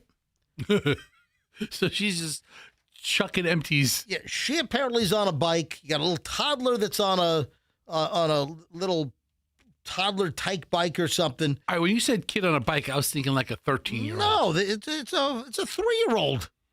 And then this woman is chucking beer bottles. I mean, what is wrong with people? So this lady's facing charges. She threw beer bottles at a toddler.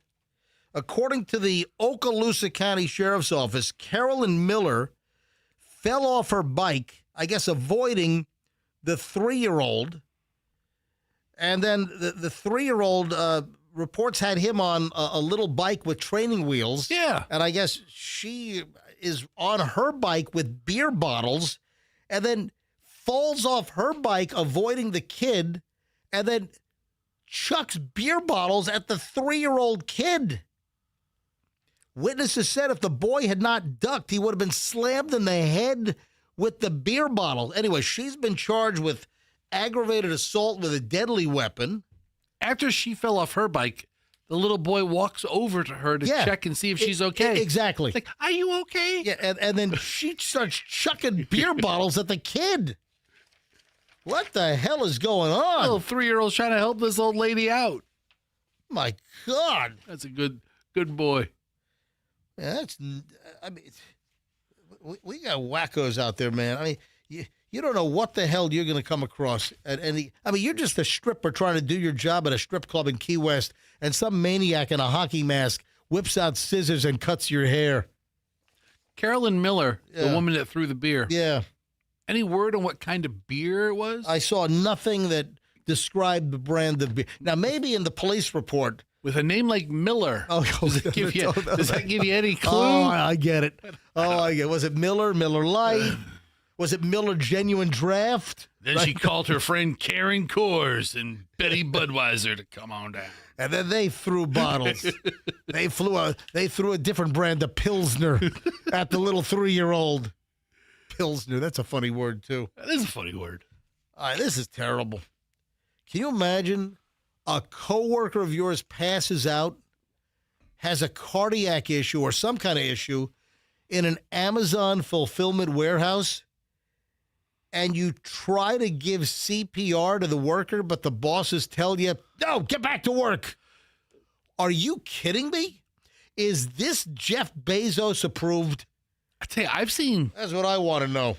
like near horror stories of the quota of things these warehouse workers have to do per minute or per hour to stay on their target. The quota. Yeah. Yeah. But you can't step away from your station to save a coworker's life because your quota will go down.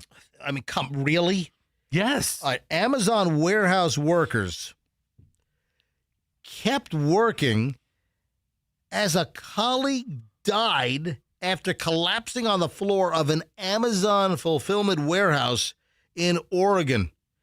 And the manager told one employee to look away, go back to work, and not perform CPR. The unnamed 46-year-old worker, I guess, had some kind of an incident, fell and had some kind of a medical episode. Have a heart attack or an aneurysm. Exactly. At a warehouse, an Amazon warehouse, the manager told an employee who wanted to provide CPR, turn around, don't look, let's get back to work. And now the question is, if the fellow employee would have performed CPR, is there any chance that the 46-year-old now deceased worker would have made it? Would have survived? Yeah, would have survived. What kind of culture? I mean, I realize you got a lot of packages. You got a lot of Amazon smiley face boxes that have to go out. I mean, but really? I don't know. We don't have time for you to perform CPR on a fallen coworker? What is happening here? I mean, Amazon did promise me free next day delivery, and it's got to go. I really need my package. So, tough luck. I'm going to tell you right now, we've got numerous Amazon fulfillment warehouses in the Tampa Bay area within the sound of this broadcast signal. If somebody collapses and is in need of CPR, don't listen to the freaking manager. Don't listen to the boss. Unless you've already scanned my product. You defy them. If they say get back to work when you need to perform CPR on somebody, you tell them to shove it. I really can't wait any longer for my delivery. And perform great. What, you're waiting for same-day delivery? Just look away, get my product to me, then take care of your coworker. My God, I mean, that is horrific. Pretty sick. That is terrible. So I'm not one for auction items. Okay, hold on. What kind of like going to an auction or car auctions or like online auctions? I don't think I've ever I've never purchased anything from an auction. Really? Yeah, I don't think I've ever purchased a thing at an auction, but I saw a story yesterday and I'm like, you know what? I would like this, but the price is going to be outrageous. So finally, you know when we hear about certain like movie prop or some celebrity item or some item of significant importance or it's historical is up for auction. I mean, for whatever reason, those things just really haven't, floated my boat. But yesterday I saw something like, you know what? That'd be cool. However, the price is expected to be astronomical. What is it? Jacques Cousteau's scuba set? Near, far, wherever you are. Is it Celine Dion or Titanic that you're trying to... Because it's like a piece of the Titanic? Yes. Okay, yes. Keep going. Is it like the dinner plate or something? No. I'll just tell you what it is. Okay. A Titanic survivor's life jacket is set for auction. So one of the life jackets that one of the Titanic survivors was wearing and then kept in the family. And I guess has been in the family for like a century. Then those ungrateful great-great-great-grandchildren get a hold of it. Those ingrates want to cash in. They need meth money. 4 generations later, this priceless family heirloom. A rare life jacket worn by a Titanic survivor is up for auction. Wow. Yeah, I mean, this is more than the Titanic went down in what, 1912? Yeah, it sounds right. I think it was tax day. I think it was April 15th of 1912, actually. So the device was used by a first-class passenger by the name of Laura Mabel Francatelli. Sounds like they owned an Italian restaurant or something. Francatelli's. Well, have you had the chicken parm at Francatelli's? It's good. I mean, you think these life vests I had the shrimp scampi at Francatelli's. Fantastic. Great. You know what? I had the penne alla vodka at Francatelli's. Delicious. So the pasta was al dente. These life vests are rare now. They were really rare on the boat at the time of the sinking. So listen to this. They believe that the auction price, the target range for the sale of a Titanic real life vest that a survivor donned, they expect it to sell for somewhere between $339,000 to $475,000. All right, I would have probably gone as high as $2,500. I mean, 3,000 maybe. Maybe I'd push it to $3,000. But this is a little bit out of my range and what I would. But man, it's cool as hell, though, man. This is unbelievable. This is so. Am I the only one that thinks this kind of maybe belongs in a museum or something? Or the Titanic exhibit? Yeah, do they still have that traveling exhibit? Yeah, I think it's. I don't know if it's still in town. A friend of mine went to Pigeon Forge. Yeah, they Tennessee. Yeah, they came. They reached out to me or something. The Titanic exhibit. It's like, hey. We'd love to come on your show, or hey, you want to interview somebody and you want to promote the local Titanic exhibit. I'm like, hey, how about you buy commercials? Yeah, how about that? Yeah, how about buying some radio commercials? And yeah, I'll, as an added bonus, I'll have you on the show. Yeah, I'll give you a segment, absolutely. But you got billboards. Buy some radio commercials. We'll give you a whole 6-minute segment in the 9:30 hour. This is the most effective form of advertising. Oh man! So Francatelli. She wore the jacket as she boarded lifeboat number 1. Meanwhile, the band is still playing up on the deck, you know? The ship is listing. Yeah. So she, a female, first class customer, she got on a boat. Oh, yeah. This has never been submerged. She got on a boat wearing the life jacket. Right. I mean, she didn't pull a, and then once she, was rescued by the... what was one of the rescue ships? Was it the Carpathia or something? I'm trying to think of like some of the vessels that helped rescue Titanic survivors. Yeah, well, Andrew confirmed it. The RMS Carpathia. So she is rescued and then obviously had the life vest and saved it.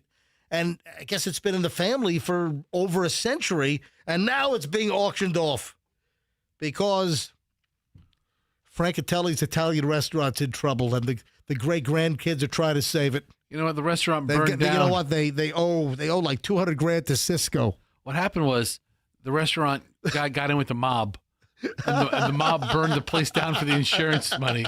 And the family hasn't been the same since. And old man Frankie Atelli, he died. So here's the deal. Here's the actual provenance of the life vest. The life vest remained in the Francatelli family for decades and decades.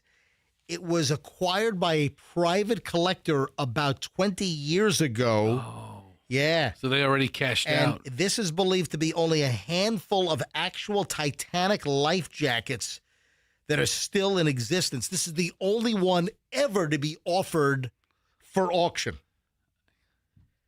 Auctioneers Henry Aldridge and Son said the item has generated global interest. The auction is coming up in 2 days, April 18th. Yeah, Francatelli was just 22 years old at the time, boarded the Titanic in France, and was traveling as a secretary to fashion designer Lady Lucy Duff Gordon and her husband, Sir Cosmo Duff Gordon. Yes, I'm Sir Cosmo. Yes. Whatever became of them? I don't know. So she later recalled being told not to worry as she was helped into a life preserver and then made her way to the ship's deck where she was loaded into the first lifeboat number 1, which had a capacity for 40 people, but it launched with only 12 people on board on lifeboat number 1.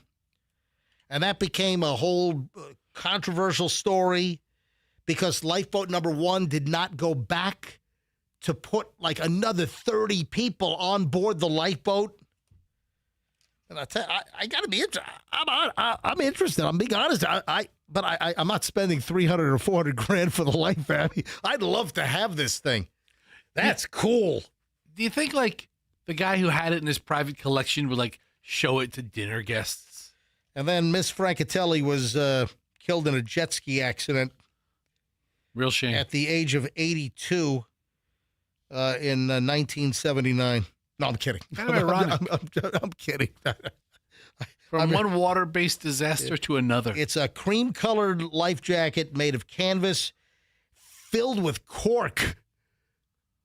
That's the way they did it back then. It was like cork.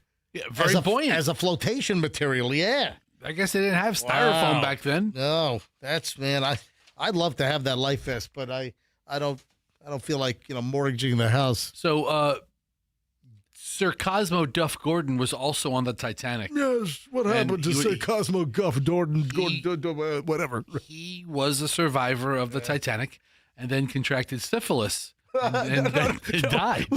Yeah, it's awful. You're making that up. Okay, I am.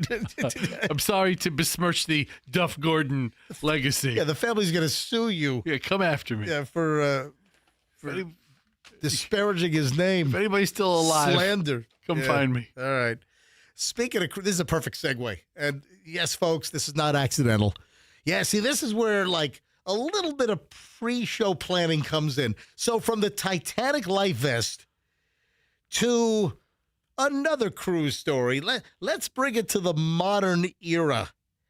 And now we have another cruise ship-based alcohol intoxication lawsuit situation. Listen to this.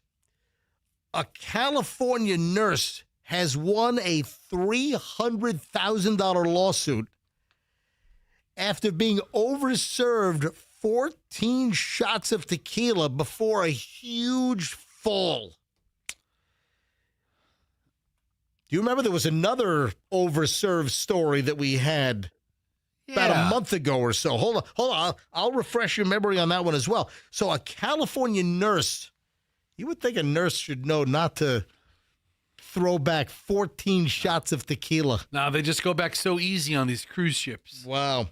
So the California nurse has been awarded a $300,000 award after suing Carnival. She claims the bar staff gave her way too much tequila. I guess records show she got 14 shots. She fell down. Why? Because she was ass blast drunk. 14 shots of tequila will take down almost anybody, right? Fell down, injured herself. Diana Sanders, 45 years old, said she was served at least 14 shots of tequila aboard the Carnival Radiance back on January 5th, 2024. Is according to the report from the Miami Herald. This is one of the, the Miami-based Carnival ships. Due to her inebriated state that was caused by this overservice of alcohol, Diana Sanders suffered a severe fall between 11:45 p.m. and 20 minutes past midnight, according to the lawsuit, according to the Miami Herald. She fell down one of the massive staircases. Dude, these boats have really large staircases. Oh, yeah. I'm just thinking of the Titanic staircase. Didn't they have like gargoyles on the banisters? Yes. Were those, whatever the hell those things were. So she falls down one of the huge, like, decorative staircases on board this Carnival Radiance. She had severe injuries. She had a concussion, headaches, back injuries, tailbone injuries, bruising, possible traumatic brain injury. Accident or fall, you call Kemp Law. Yeah, she woke up not knowing exactly how she got to the bottom of the staircase. Because she passed out. She blacked out. Fell. with 14 plus shots of tequila. These multiple concussions on your head. You didn't know what happened. Yeah, according to her lawyer, she had no idea where the heck she was. And the lawyers for Diana Sanders, they said that the bar staff should have cut her off because she was visibly intoxicated, or they should have known. You don't give someone 14 shots of tequila. That is. They didn't give it to her at one time. She had it over the course of the day. It was over the course of like 10 hours or something. Yeah, so she goes up to different bars. She stands up. She can order what she wants. She probably has like the unlimited drink package. Does this woman have no fault in this? Is that unlimited for real? That you can? Didn't we have a story that it was kind of misleading that they did cut you off, even if you had the unlimited drink package, they still cut you off? I thought there was like a 20-minute waiting period. I don't know what the story is. Anyway, so she sued. A Miami federal jury ultimately ruled in her favor. The decision came down last Friday, and she was awarded $300,000 in damages, and that surpassed the $250,000 that was requested. So the lawyer, they weren't greedy. They weren't looking for millions. They were looking for $250,000. The jury came back $50,000 more than what the plaintiff's attorneys requested at trial. All right, so the Carnival Cheers unlimited drink package gives you 15 alcoholic drinks per 24-hour period. That's way too much. That is, listen, 15 in a whole day. That is insane. The day resets at 6 a.m. That is so from 6 a.m. to 6 a.m. Yeah, you're allowed to consume how much? 15 alcoholic beverages. 15, yeah. That is a ridiculous amount of alcoholic beverages. That seems negligent to me. Is it? I don't know. I think it's negligent. Breaks down Absolutely. to about one drink every hour and a half. And by the way, from a legal standpoint, if you don't know this, a lot of times if you are suing and there's personal injury or you're suing for damages, a lot of times a jury will assign blame. And there's a certain percentage of the blame that might go to the defendant. And is the plaintiff responsible for? I'll make an argument also that, you know what? A grown adult who's a nurse probably has a responsibility to regulate their alcohol intake. It shouldn't only be up to the bartenders. I'm on vacation. All right. I will say this. What? All right. Everybody who works on a Carnival cruise ship is like from a different country. So there's a lot of times it's a language barrier, and they're serving really fast, and they're not analyzing. Because you're from a foreign country. No, but you're a Filipino staff member on a cruise ship, and you can't recognize that somebody is ass blast drunk. Of course they can. I don't put that onus on the bartender on a Carnival cruise ship. Before I get back too far away, I was saying that a lot of times a jury will be instructed to assign blame. And in this particular case, they found that Carnival was 60% at fault and that Sanders was 40% at fault. I'd flip those around, man. I don't know. She's maybe responsible for herself. Listen, I believe in personal responsibility. Yeah. Hey, anyone listening on a cruise recently, or, you ever get the unlimited drink package? Have you ever done, like on Carnival, have you ever had 15 alcoholic beverages in a 24-hour period? That is an enormous amount of alcohol. That's a lot. The point of getting the drink package is to get drunk and stay drunk all day. And also, I don't know are they trained to like water down the alcohol? Are these like steep pours? Are these like strong drinks? Are these like weak ass drinks? In order to minimize their expense. Not for this lady. Hey, just out of curiosity, anyone listening been on one of these cruise ships with the unlimited drink package, and how much were you allowed to drink? I don't know if all the cruise ships have different policies, but if anyone can enlighten us right now, have you been on a cruise? Did you take the unlimited drink package? I mean, do you feel compelled? Oh, I bought the unlimited drink package. I got to drink the max. How many do we have left in this 24-hour period? All right, 800-990-1047. Let's go to the drug cruise phones right now. 800-990. Look, the phones are lighting up. Lighting right up. I'm sure we have thousands of listeners right now who either drink All package. the lines are lighting right up. 800-990-1047. Let's go. I want to know if did you feel compelled after, man, I bought the package. I'm going to use every last drop. I'm going to get every last sip. I'm getting maximum drinks in a 24-hour period. I'm on the maximum package, baby! Woo! I mean, All right. You got to order 10 drinks like at 5:30 and then another 10 drinks like at 6. I mean, every freaking line is ringing right now. All right. 800-990-1047. 800-990-1047. Michelle. Michelle in Lutz. Michelle, you're on the MJ Morning Show. Hi.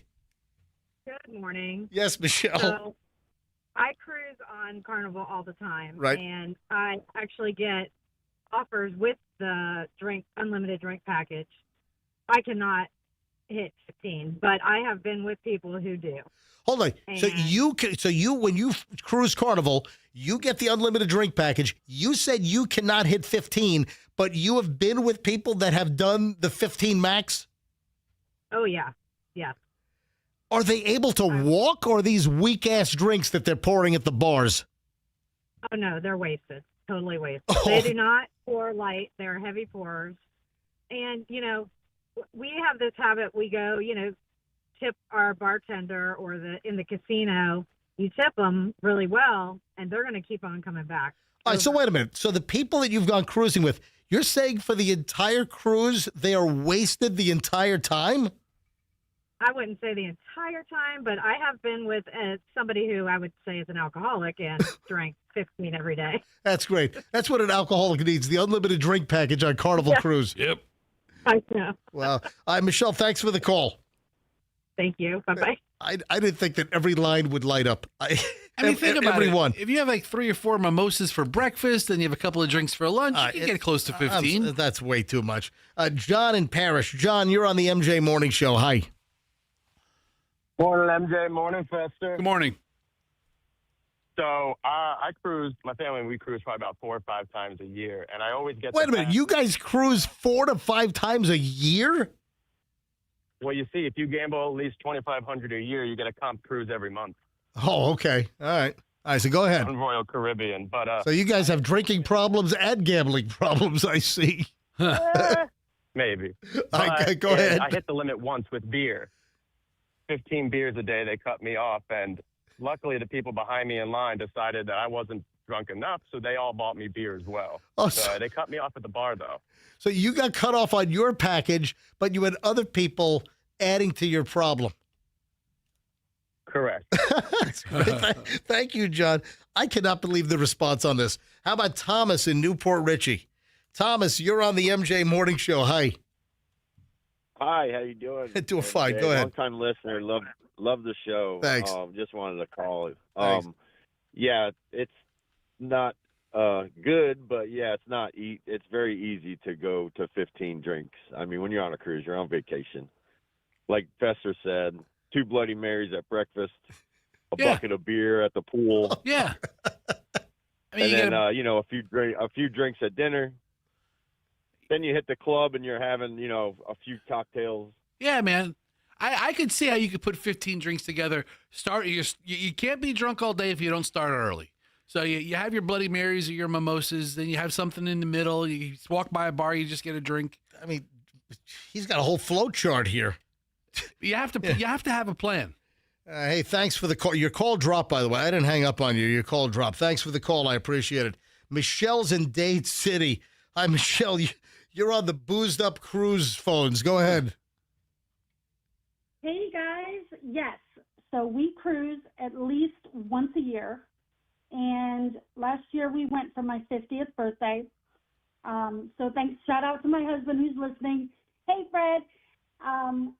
We sat there and I started at 7 o'clock in the morning and went till 1 o'clock in the morning drinking all day.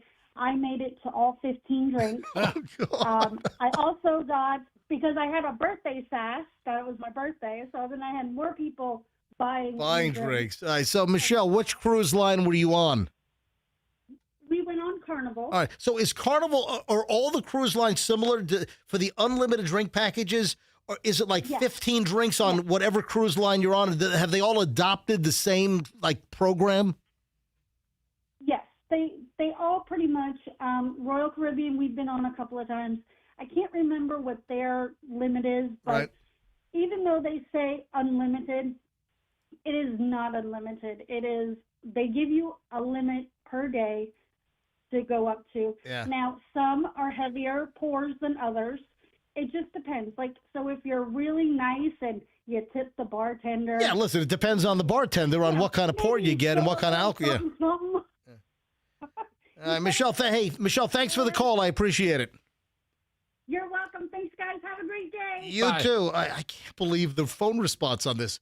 We got a lot of people that want to go on a cruise and get just bleep faced. I want to go on a cruise and get bleep faced. That sounds great. Jay's in Winter Haven. Jay, you're on the MJ Morning Show. Hi, Jay. Hey guys, whenever me and my wife go on a cruise, we go with some friends, and one of them likes to use the drink package.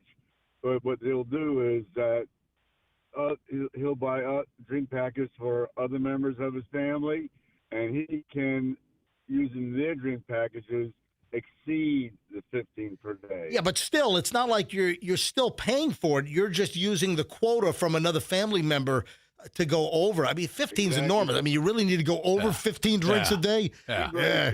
I bought my 5-year-old daughter. We got her the drink package. Yep, I'm going to be using some of her drinks. They don't like the wife, all the kids, and he'll exceed the 15. That's why he needs the other drink packages. That's insane. Thank you, buddy. I appreciate it. A couple of calls where the phone quality is not great. Victoria's in Temple Terrace. Victoria, you're on the MJ Morning Show. Yes. Well, good morning, guys. How are you? We are fabulous, Victoria. Go ahead. Okay. I went on a carnival cruise with my husband in 2001. Oh, my. And they didn't have this package back then. Right. And you had to pay for your drinks. We spent probably for 7 days over $1,000 for drinks. And they would water down this liquor so bad that you would have one, not feel a buzz, have another one, fancy drinks, whatever. And it was terrible. It was like, are you serious? I should be on my butt, I should be unconscious sitting in a pile of puke on the poop deck. Come on. It was ridiculous. Hey, thanks, Victoria. Have a great day. She wanted to have blood alcohol poisoning for all the money she spent. You know what? I want to have my stomach pumped. That's my goal. I want my stomach pumped in the cruise infirmary. Ashley's in Gulfport. Hey, Ashley, you're on the MJ Morning Show. Hi. Oh, my gosh. Hi. Hi, guys. I love you. Hey, love you too, Ashley. Go ahead. Okay, so, what I wanted to bring up about I cruise like once or twice a year for probably the past 15 years, I'd say. What they do is if you're staying in one room with my husband, right, he'll exceed the 50. They make you both. You can't one person. Yeah, right. You both have to get the 15. Yeah. The past day. So MJ, if you get the unlimited drinking, Michelle has to get it too. Right. Oh yeah, I did hear that. Yeah. Yeah. So if you're a couple in the same cabin, I got you. Yeah. So you can't share or whatever. Hey, thank you, Ashley. Hold on a minute. Andrew says not true on Virgin cruises. Different whatever. cruises might have different policies. Ashley, but have a great day. We appreciate the call. Quickly, because I'm up against the clock here. Derek in Tampa. Derek, you're on the MJ Morning Show. Hey, good morning, guys. How you doing? Doing well. Derek, go ahead quickly. Yes.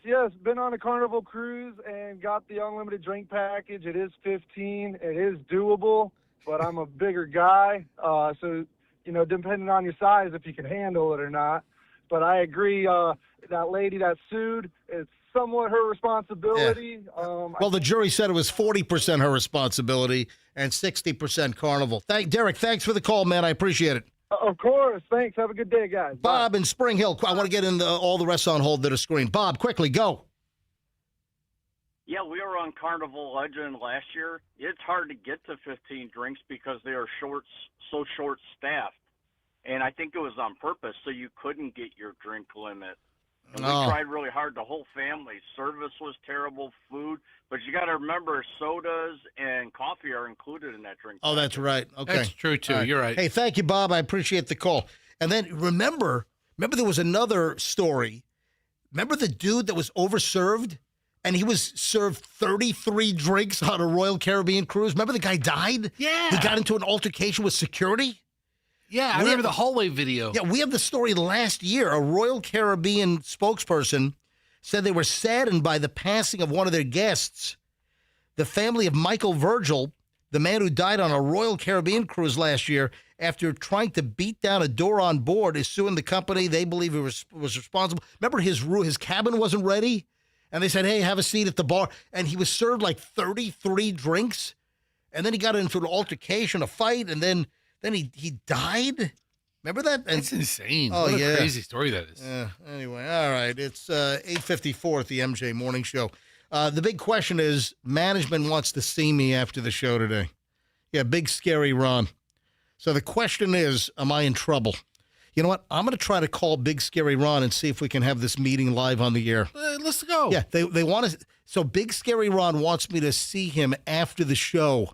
Wouldn't tell me what it's about. So I want to see if he'll do it live on the air. So hold on. I'm going to try to call Big Scary Ron, our general manager, next. Because, the mystery is, why do they want to see me after the show? I mean, we're performing ratings-wise, revenue-wise. What did I do? Am I in trouble? Hang on. We'll try to deal with this next. And a whole lot more. 9 o'clock hour. Oh, I got to check in with Michelle in just a bit as well. 9 o'clock hour is next here on the MJ Morning Show on Q105, 104.7 FM. Zero Res has an April carpet cleaning special in effect right now that you do not want to miss. What is it? 3 rooms of carpet clean. Listen, let me give you a scenario. You have the 15-drink package at your house, all right? Right. And you just upchuck all over the carpet. It's all over. It's all over the place. I have the unlimited drink package at home.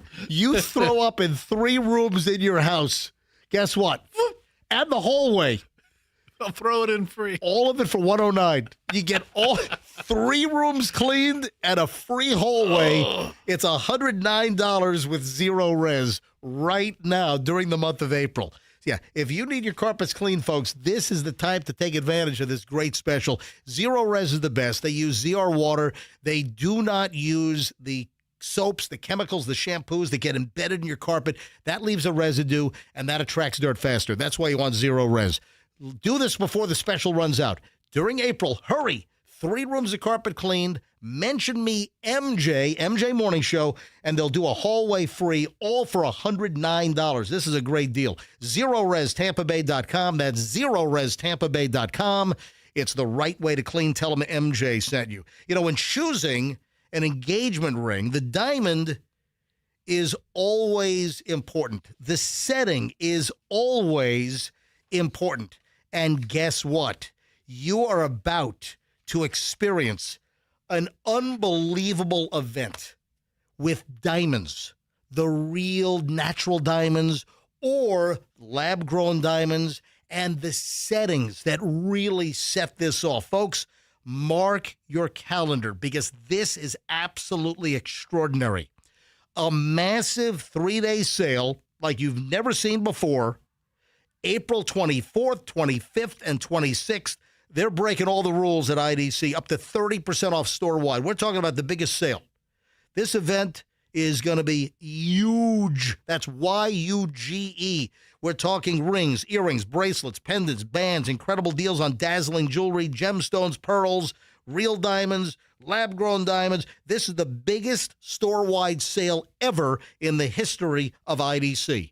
It is going to be the 24th, the 25th, and the 26th of April. Get ready.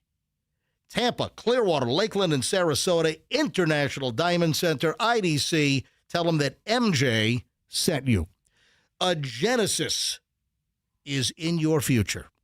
And where should that Genesis come from?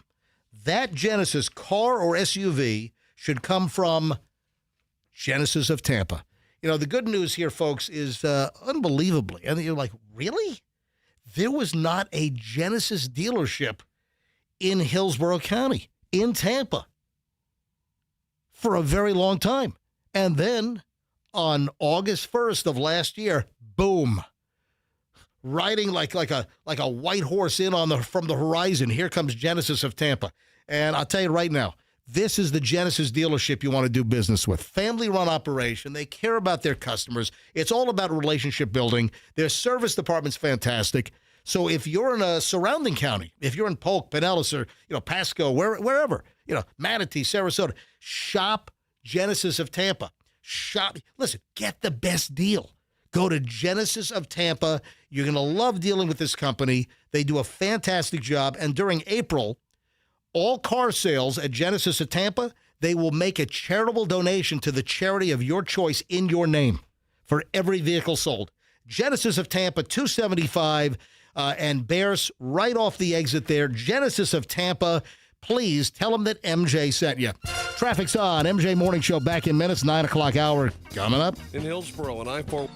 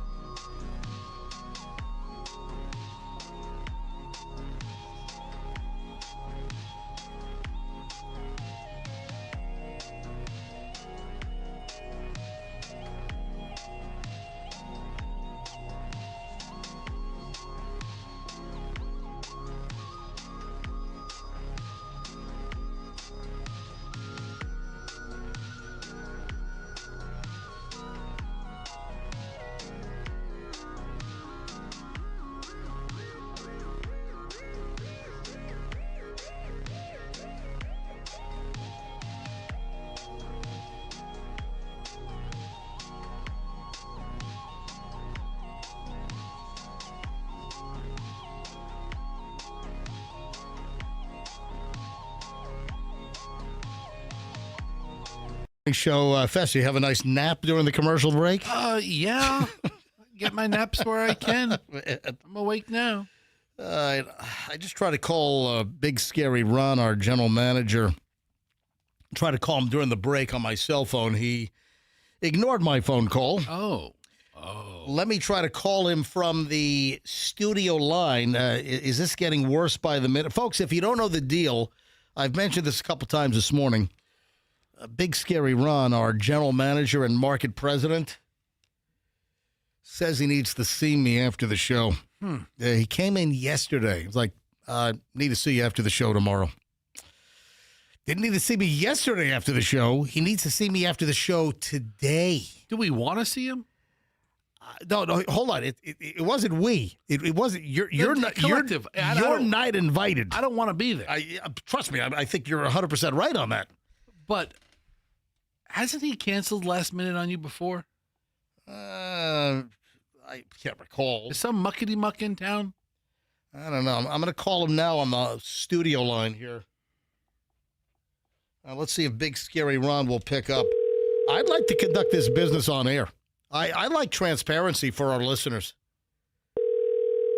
I think we ought to do this on the show. Ron, come on down to the studio. You know, like the Price is Right. You know, Ron DeCastro, General Mangler, and Market President for Beasley Media Group. Come on down. Oh yeah, he's. Your call has been forwarded to an automated voice messaging system. Yep, there we go. He's not looking to talk right now. No. I got to be honest. I think this scenario is getting worse by the minute. Not good. Yeah, I don't think this is good. So what does Big Scary Ron want with me? Why does he want to see me after the show? It could be, you know what? It could be something of such minor importance. Maybe just running something by you. I don't know. I got a vibe on this one. We'll see. Okay. And then am I going to be told, do not discuss this on the air? Well, that's if I have another show. I mean, who knows? Could be the last one. I could walk in there and HR sitting there. That's the worst, man. When you're like called in and HR sitting there. You know. That's it. Listen, even though the morning show, we're tracking number one. MJ Morning Show, the last year, we've been number one in the Nielsen ratings in the important demographic, persons 25 to 54, for most of the last year. But, hey, listen, the radio business is wacky, man. You know, I'm bringing in a ton of money in revenue. I think I'm the top salesperson on Q105. I think you are, too. Hey, but who knows? So who the hell knows? I don't know. It just seems a little ominous. Need to see you after the show tomorrow. All right. MJ, looks like something's going down on the Gandy Bridge. Yeah, what's going down? I don't know. Andrew, what do we know?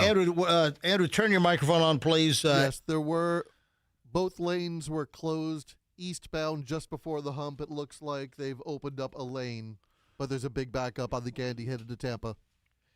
Yeah, right. okay, so eastbound going into Tampa. Thank you. At about top of the hour, both lanes were blocked. Now one lane might be open, but there's a big mess on the Gandy Bridge. Gandy Bridge heading to Tampa from the St. Pete side. Yeah. All right, thank you. Oh, look who just walked in. Hey, Ron. It's big. Hey, have a seat. I have to have a seat? Have a seat. And pull. Is there going to be a spotlight on me, too? No, there's a camera on you, Ron. No, listen, hey, you're on MJ TV as well. There we go. All right, so get right on that mic. Hey, Ron. I'm right on the mic. So, listen, yesterday, you pop in after the show, and you say, hey, need to see you tomorrow after the show. Yeah. That's all right. That is true. So far, you've said nothing but factual statements. So, listen, I'm just curious. Can we do this on the air? Can we whatever you need to see me about, can we just do it right now, live on the air? Sure. Okay. All right. Okay, so here's what I wanted to talk to you about. Hold on, he's going to make this up. This is No. This is I'm sharing with the audience. Yeah. All right. I've gotten a lot of really good feedback from me being called in. Big Scary Ron. Yeah. You know, a lot of the kids at my son's school is like, hey, that's Big Scary Ron. Your dad's Big Scary Ron. So I wanted to talk to you about how your show is going to look going forward. It's the Big Scary Ron Show. You going to come sitting in with us? The Big Scary Ron Show. That's awesome. With MJ. I'm out. Yeah, I told No, you. no, I'm no. odd man out on this No, one. you're not out. Yeah, I told you I was going to get a gimmick here. So we can't do it on the air. No, we cannot do it on the air. Okay. Okay? Questions. Yeah. Shoot questions. Without being specific, is it like corporate related or business related, or is it like a nuance, or is it something you want to run by him? It's something I want to run by him. Okay. Thoughts, and it's nothing bad. Wait a second. Oh, it's nothing bad. No, it's nothing. Right. Bad. So I shouldn't say my goodbyes to the audience right now. I think. There was a hesitation there. Yeah, I think with the way you text me, it's always good to say goodbye to your audience at the end of your show. Yeah. You never know what's going to happen. I mean, that's why I want everybody to follow MJ on Instagram, because that's the only way we'll be able to communicate with you on tomorrow morning. That's what I want to hear from the general managers. You never know what's going to happen. So, Ron, I don't know if you intended to do this for your own entertainment, but the way to really get MJ is to give him just a little 40% of the details. So he always wanted to know. He wants to know every answer to every question immediately. And if you don't give it to him, or you shut him down, he's been stewing on this all day. All day yesterday. I'm sure he's been like, what does he want to talk about? What does he want to go? I told him, I go, it's probably nothing of great significance, but just some housekeeping or some, hey, what do you think of this? Or what do you think of that? You summarized that very well, but this is working out great. Oh, is it a new billboard campaign? I don't think we're spending any money. Oh, never mind. Okay. Notice the silence. I noticed how you didn't confirm, deny, or acknowledge that. You realize the MJ Morning Show has been #1 in the Nielsen ratings for most of the last year, right? Yes. Did we win Q1? We will find out shortly. Yeah. Hey, we were #1 in February. That's awesome. I know we're putting in some good March weeks. So, all right.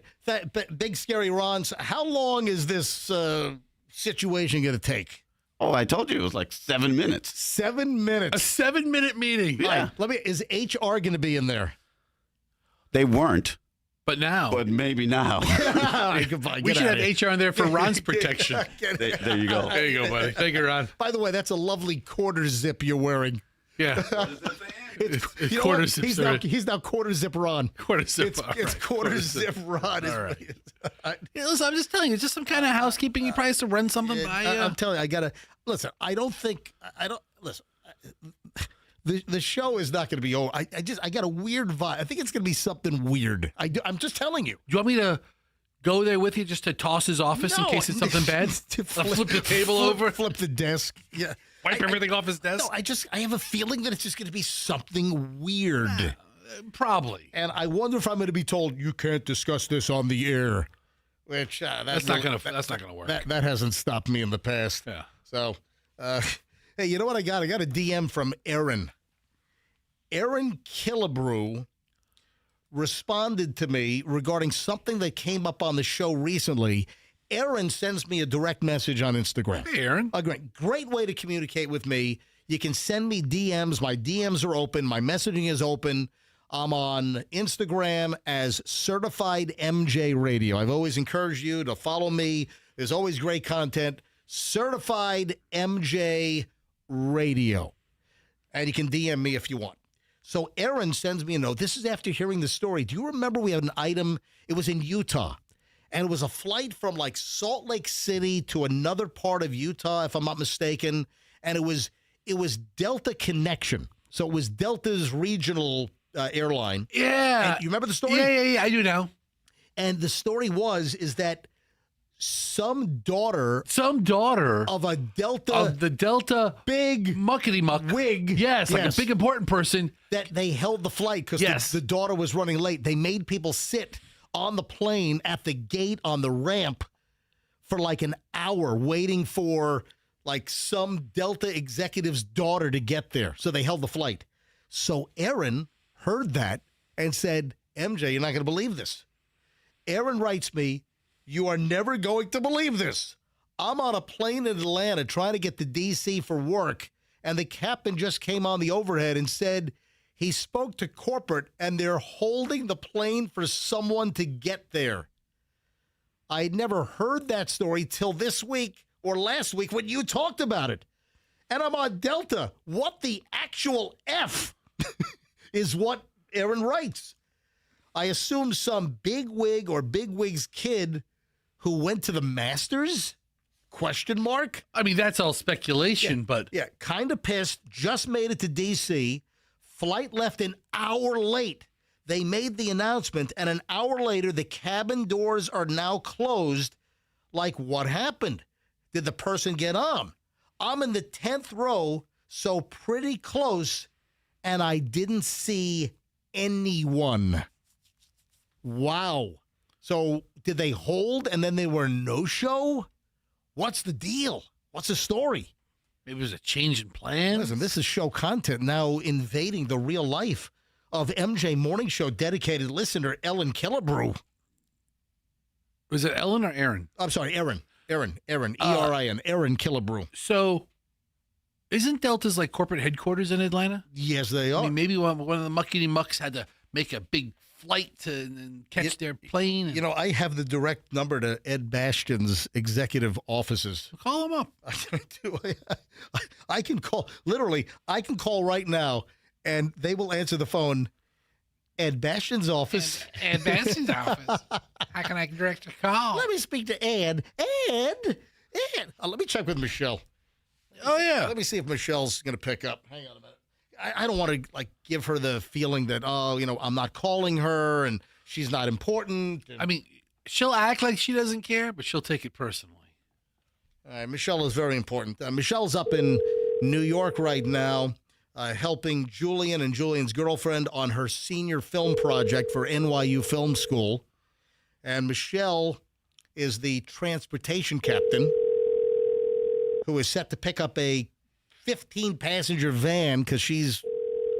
Oh, great, she's not going to pick up. Come on, Michelle. Oh, you know what? She doesn't recognize the number. Hang on, I might have to call her on my cell phone. A message. Hang on a minute. Let me dial her on my cell phone and maybe just tell her to pick up when I call back. Let's see if she picks me up. Hang on. Here we go. Yeah. Call her on the cell. That's what I'm doing. No, but like keep her on the line. I don't need to talk to her.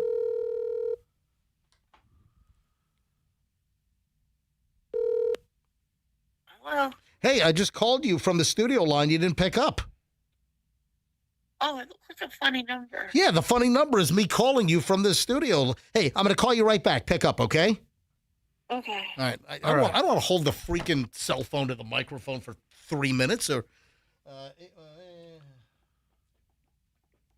All right, so we have to, eventually, MJ, I have to tell you, my son Hudson heard Michelle's voicemail for the first time. Oh, really? And I was calling her from the car. Right. And so it was playing in the car speakers. Right. And it was, leave a message. And he was mesmerized. Like, what is that? It's me. That's me. And I recorded that message for Michelle. Michelle, how many years ago did I record that message for you? Oh, my God. I think it's been like 30 years. Yeah, as long as I've known you, that's been the message. And it's never gone away. Yeah. And I recorded that when it was still Alltel.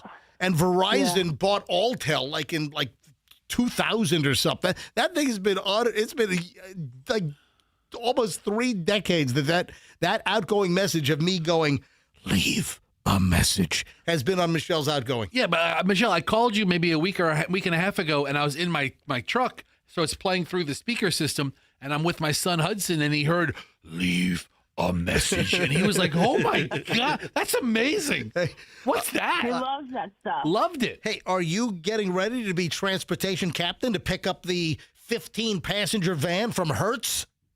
Yes. By the way, I got your car formation, which I did forward you, and you're getting like a brand new van. It's got 350 miles on it, so don't F it up. Don't damage it, okay? I'm going to try not to. Oh, and also, Michelle, when you get there, you got to, by default, we got to work on this. By default, our profile as Hertz Platinum customers does not have the LDW. So when you get there, you've got to add Listen, you're a freaking lawyer, so add the level. Oh, you know what? It was cheaper if you did it online. You get with Julian quickly, because Julian has my login information. I think it's a little cheaper if you do it online before you get to the rental counter. Okay. All right. Are you in bed still? Yeah, I'm getting up now. It's been a rough couple nights. What's going on? Oh, just, people aren't doing what they're supposed to be doing, so. Oh, no. Hold on a minute. I mean, so, whoa. Julian's girlfriend's film project, there are people that are supposed to be doing jobs that they're not doing? Yeah. Like Go what? figure. Like what? Oh, just everything. Like, people are telling her they're not going to be there when they're scheduled to be there, and so now, she's just scrambling to get stuff done. I'm like, don't worry about it. I'll get it done. All right, yeah, Michelle is Get It Done is her middle name. Yeah, Michelle, get it done. Yep. Schnit. Yep. All right, sweetie, wake up. I'll talk to you soon, okay? All right, bye. But hey, don't forget, get the listen, it's the girlfriend's film budget is paying for the rental vehicle, so of course. Yeah, add the liability. Just find the one that covers what you think is best, okay? The most expensive one. That's right. That's going to cover it. All right, bye, sweetie. Bye. All right. Everyone's a freaking critic. Yeah, speaking of Instagram and my direct messages, everyone is a critic. What'd they say? Earlier this week, when we were going over the Rock and Roll Hall of Fame inductees, and they were announced on American Idol, and I didn't know that, and I had to read the story that said, and on American Idol, Ryan Seacrest, the most riveting man in radio, I had to read that the inductees were announced on American Idol. I said, I didn't know that. American Idol does that. And then somebody thought I was saying that I didn't know that American Idol was still on the air. No, I know American Idol is still on the air. It just, the novelty wore off on me in 2008. And I have not watched it since. It just, the concept. Yeah. I'm sorry, been there, done that. I don't need it anymore. I don't need anything American Idol produces anymore. I've got a wise ass. Yeah. Named KG. KG. Yeah, KG is his handle. I mean, it's something else. Rock rules and then some numbers. But KG is a Weisenheimer, and just likes to call me Radio Man. And whenever I don't know something, or so everything is, hey, Radio Man. Hey, Radio Man. Yeah, exactly. So I'm Radio Man. So is this guy, has he messaged you before, apparently? Yeah. You know what? Before I give you the latest, I'll give you a little build-up. And I didn't mention this on the air. This is last week. Do you remember I mentioned that Michelle was plucking out my nose hairs? Yes. Ow. What was that for? Why was she plucking my nose hairs? Because they're hideous? No, we were doing something. I don't know. I was doing... Anyway, so I was mentioning that Michelle was had me lean back and she's plucking out my nose hairs. Andrew, do you remember why my nose hairs were getting plucked? You were weaving a blanket, I believe. Yes. Stop it. Yes. Good answer. Anyway, so I told the story how Michelle was, plucking out my nose hairs because I had a couple of, wild hairs, poking out. And this guy writes, this is last week. Hey, Radio Man. They sell something called a nose hair trimmer. Guess what? It doesn't hurt when you use it. Good luck, Radio Man. Wow. You ready for the latest? Yeah, Radio Man. So with me not knowing that the inductees for the latest class for the Rock and Roll Hall of Fame were announced on American Idol, back on Monday night, he says, hey, Radio Man. American Idol's been back on the air on ABC since 2018. Way to keep up with pop culture. And they've been announcing the Rock and Roll Hall of Fame nominees on the show for probably the last 3 years. Current judges are Lionel Richie, Carrie Underwood, and Luke Bryan. Katy Perry was there for a while, but she left, obviously. Do you think he's meaning it in that tone? There's your update, Mr. Radio Man. Yes, I do. Why are you letting this guy get to you? Oh, he's not getting to me. How big deal? I mean, this first of all, he's not getting to me. The bigger thing is that now I'm Radio Man. Listen, the bigger thing is this grown man, KG, I'm assuming he's a man. I don't know. Yeah. Is so into this redundant, expired show Called American Idol. Yeah. I'm sorry. Listen, I knew that American Idol. He's like, hey, radio man, why don't you check into pop culture? Yeah. I'm checked in. I knew that American Idol was back on the air. I know they moved from Fox to ABC. I know that happened. I haven't watched it on ABC because I'm not interested in American Idol anymore. The bigger point, KG, is how insignificant American Idol is in pop culture. It's barely part of it. Yeah. So I'll you know what? I'm going to start reading all of KG's Radio Man critiques on the show. After Fantasia, I can't tell you anything about American Idol. Fantasia. Yeah, man. I mean, maybe Clay Aiken and Ruben Studdard, and, Justin Guarini and Kelly Clarkson. Kelly Clarkson. Yeah, man. They had their time, but it's just a money-making machine now. That's all it is. All right, final chunk of the MJ Morning Show is next. Yeah, and then after the final chunk, then I got to go see Big Scary Ron. With his demeanor, you getting any feeling on where this is headed? You know what? He's so shifty. I really can't put a finger on him. I really don't know. All right, hang on. Final chunk, MJ Morning Show is next. Hey, the most dangerous time to gain weight. I have it. Oh, I'm dying to know that. I got a Costco pile today. All right. Yeah, I got like 3 Costco items that we got to get to. A lot of stuff. So, final segment is always jammed. It's always A-list material, and it's next on the MJ Morning Show here on Q105, 104.7 FM. They have instituted a new plan at Veterans Ford, and this is great. So Veterans Ford has just announced no games, no surprises, just real pricing at Veterans Ford. At Veterans Ford, all dealer fees are included. It's only tax and the registration, the $112, whatever it is, that remains. So there are no surprises. Everything is fully there. It's just made easier for you. All dealer fees are included. There are no hidden charges. We're talking about everything as honest and upfront. So if you're looking for a new Ford car, truck, or SUV, you go to Veterans Ford. They're already a great place to deal with. Now with their simplified real pricing, they make it easier. And here's what you do. You walk in, you tell them you want the MJ deal. So that's going to get you the best deal. No other Ford dealer in town is going to beat a Veterans Ford deal when you say you want the MJ deal. And then it's all part of real pricing with no, add-ons. You're not going to get jacked around, all right? It's Veterans Ford. Go get that vehicle. There are amazing finance offers right now. You got financing as low as 0% APR for 72 months. You got rebates up to $7,000 right now. You've got tremendous lease deals on about every models, including F-150s, Explorers, Mustangs, amazing incentives. They've got a bunch of great Ford Mavericks, the little pickups, and they want to move those so you can really steal one of those. I mean, kind of like just grabbing the keys and driving away, without a dealer tag. Great deals on Mavericks right now. Veterans Ford, Line Ball, and the Veterans Expressway, and tell them that MJ sent you. My friends at Banco made a listener so happy recently. I told the story. I get a DM. I get a DM from a listener on Instagram, Certified MJ Radio, and she was taking her mom to a doctor's appointment. And they opened the garage door, and the spring breaks. They called Banco.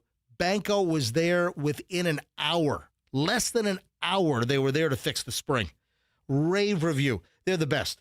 Anything garage door related, folks, bank on Banco, bancodoors.com. During the month of April, you can save $250 off a double premium series or above garage door from Clopay. Or get the spring tune-up right now. Before hurricane season, get a 10-point inspection. This is preventive maintenance before hurricane season. While you're there, with Banco and they're working on, you can save 20% on replacement weather seals right now. Those weather seals around your garage, they get kind of dry rotted over time. They replaced mine about a year ago because they hadn't been changed out in like 20 years and they needed it. And Banco's the best, folks. Anything garage door related, bank on Banco, bancodoors.com, and tell them that MJ sent you. All right, final check on traffic, and then the final chunk of the MJ Morning Show rolls next. We have an accident on the Gandy Bridge at the...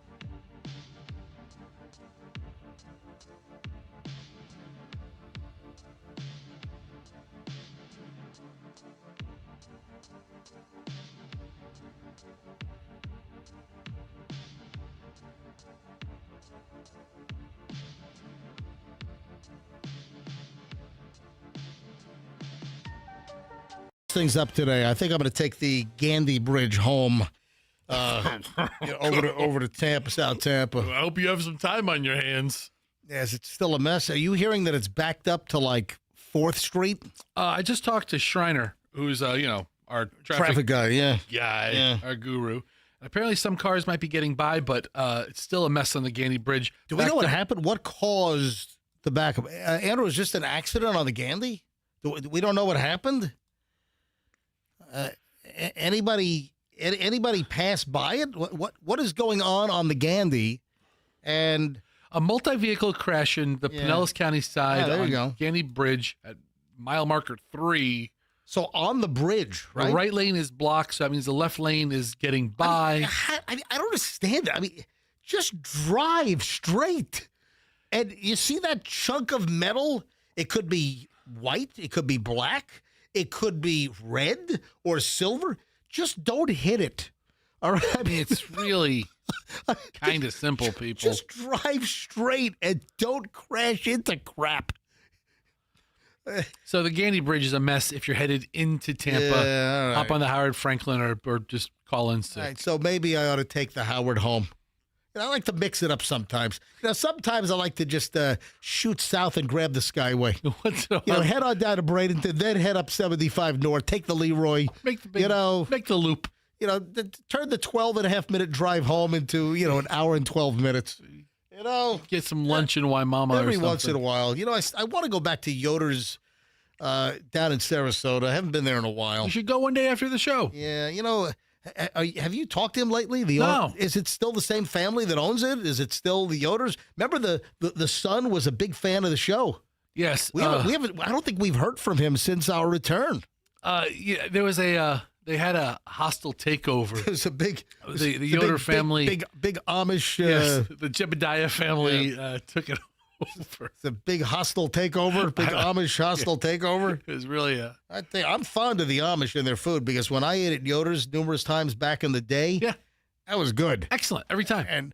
And then I also buy those 10-pound bags of Amish hand-rolled pretzels from Akron, Pennsylvania. You also have a horse-drawn buggy that you cruise around town in. And I also have no zippers. No zippers. Only buttons, right? And I have no electricity in my house, right? And you know what? I'm going home in my horse-drawn buggy. You sew your own pants. Exactly. All right, 9:36 at the MJ Morning Show. The most dangerous time to gain weight. Fester, do you know? Probably in the summer. No. That's not what I'm looking for. Okay. That's not what I'm looking for. I don't know. That's all you told me is the most dangerous time to gain weight. In your life. Oh. Yeah, during the course of your life, the most dangerous time to gain weight. What?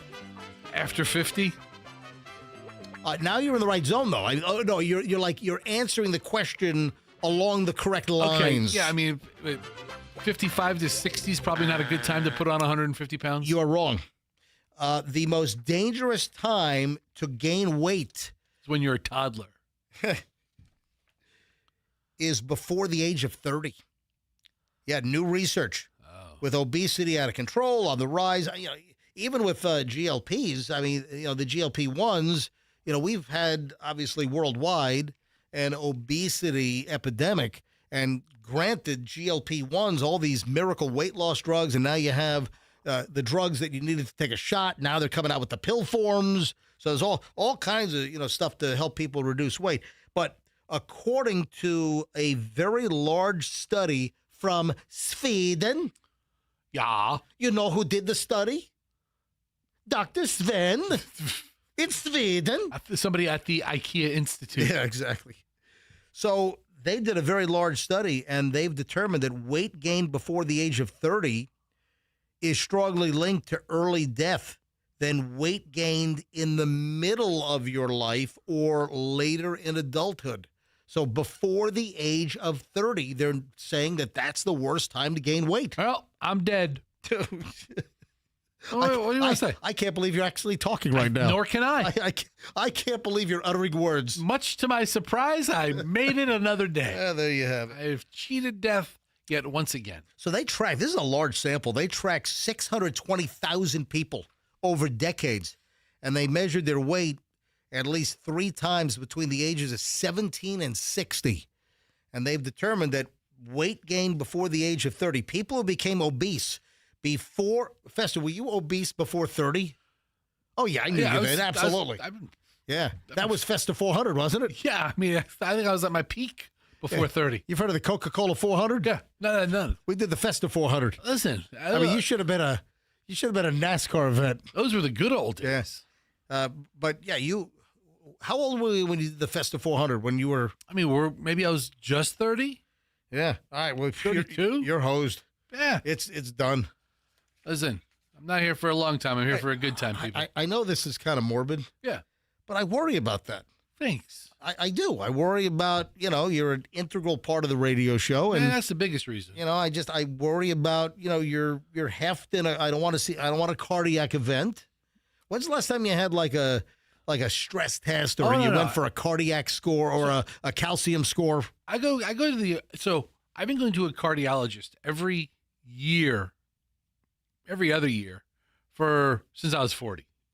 Okay. Because all right. I know how fat guys live to drop dead of heart attacks. All right. So you have been doing that? Yeah, I go to because I know that you don't go for physicals, but you go to the cardiologist. Well, the cardiologist doesn't ask you to cough or turn your head or put a finger in your butt. Right. He just kind of he looks at some charts and some lady rubs some gel on your chest. Do you mind if I say something else? You want to put your finger in my butt? No.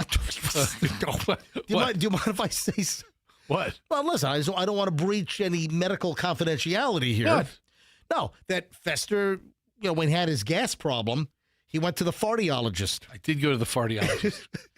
And he had a clip on his nose, and he's like, "Welcome to the fartiologist." So he went to the cardiologist for the heart, and he went to the fartiologist for the butt. So my son asked me yesterday. He's like, "If you swallow a burp, does it turn into a fart?" Oh, come and on, I was like, really? I was like, hey, he goes, "If I hold in a fart, does it become a burp?" And he's logically trying to piece this together. I'm like, toots don't become burps. Great. But burps can become farts. There you go. I think there's only 2 places. It'll go south. It's not going north. It's not coming up. All right, there we go. Hey, did you see the major court case and the jury decision on Live Nation and Ticketmaster yesterday? They were ruled a monopoly? Yeah, essentially a monopoly. Now, we have to wait to see what a judge is actually going to do. All right. There are many layers to this. You've heard me talk about some of the ticket prices. They're out of control. Unbelievably, I've seen some videos of ticket stubs and concerts, like big concerts, back in the 80s. I mean, they were like $30 for the tickets, 80s, even early 90s. I mean, tickets were reasonable. Now, for instance, Michelle wants me to take her to Journey with fake Steve Perry. It's the final tour. It's the last hurrah. This is it for Journey before they retire with the Filipino Steve Perry guy, who's very talented. The guy stepped in, but when it comes to Journey, I think of Steve Perry. It's been this way for 25 years. I know. And Steve Perry's not in the band because of himself. I got it. I got it. But there have been no hits since Steve Perry. Perry. They haven't been writing new music. It's the act. A lot of these big bands that we go see haven't had a hit in a long, long time. So Journey is coming to the Ice Palace, right? And Michelle wants me to take her. And like the seats that we like section 118 or section 129. We like side stage, about halfway up. I mean, not extravagant seats. I'm not looking for row 1 or 2 right in the center on the floor. The seats are like $300 a ticket or something. It's like, what the? What are you going to do? Take it with you? Go ahead. Look at the seats that I like. All right. Look at go to the map. Bring the map up. I can't. I'm trying. What's the matter with you? You don't operate a no. I changed the font because my eyesight's going bad. You just ruined the computer. I didn't ruin the computer. You ruined the computer. All right. Click on section 118. It's right there. No, that's 129. All right. There you go. All right. 243. There's some. Now move it right across. We'll go to the opposite side. Okay. There are some for 208 in section 118. Go. The one. Yeah. You make all this money. You going to take it with you? Oh, what do you mean? You're counting my money now? Whatever money you make. You spend $500 to take your wife out and have her a good time. Dude, I just put a new roof on the house. Okay, great. I just painted my house. Great. I'm redoing the pool right now. Okay, so you have your wife stay at home? I mean, listen. I'm just saying that I got a lot of money going out on home improvements. Listen, it's 20 years in my house. I'm doing a lot of major things right now. You want me to bring you to a check cashing place or something? Yeah, to Abscott. Is that what you want? I'm going to Abscott right after the show. You want me to take you to a cash advance place? All right. You want me to spot you $300? I mean, All right. what? Go. Look, there's $292 for tickets. This right? is probably a better angle in this 117 because you're kind of turning a little bit. You see across the stage. Yeah, no, I like 118. 118? I really, I like 118 and 129. Tickets in that section for... Anyway, back to Live Nation and the Ticketmaster. So a New York jury found that Live Nation, which owns Ticketmaster, maintained an illegal monopoly on the live event business. Yeah. A Manhattan jury up in New York reached a verdict yesterday, on Wednesday, a long trial that began back on March 2nd. What the hell? And included testimony from dozens of witnesses, including well-recognized names in the live entertainment industry. They're calling it a landmark victory in our ongoing work to protect our economy. This is according to the New York Attorney General. For far too long, Live Nation and Ticketmaster have been taking advantage of fans and artists by raising prices for tickets and snuffing out the competition that threatened their power. A jury found what we have long known to be true. Live Nation and Ticketmaster are breaking the law, and costing consumers millions of dollars in the process. Now, the suit was brought back in 2024 by the Department of Justice and 39 states, including the District of Columbia. So you got states and attorneys general from multiple states on board with the feds on this.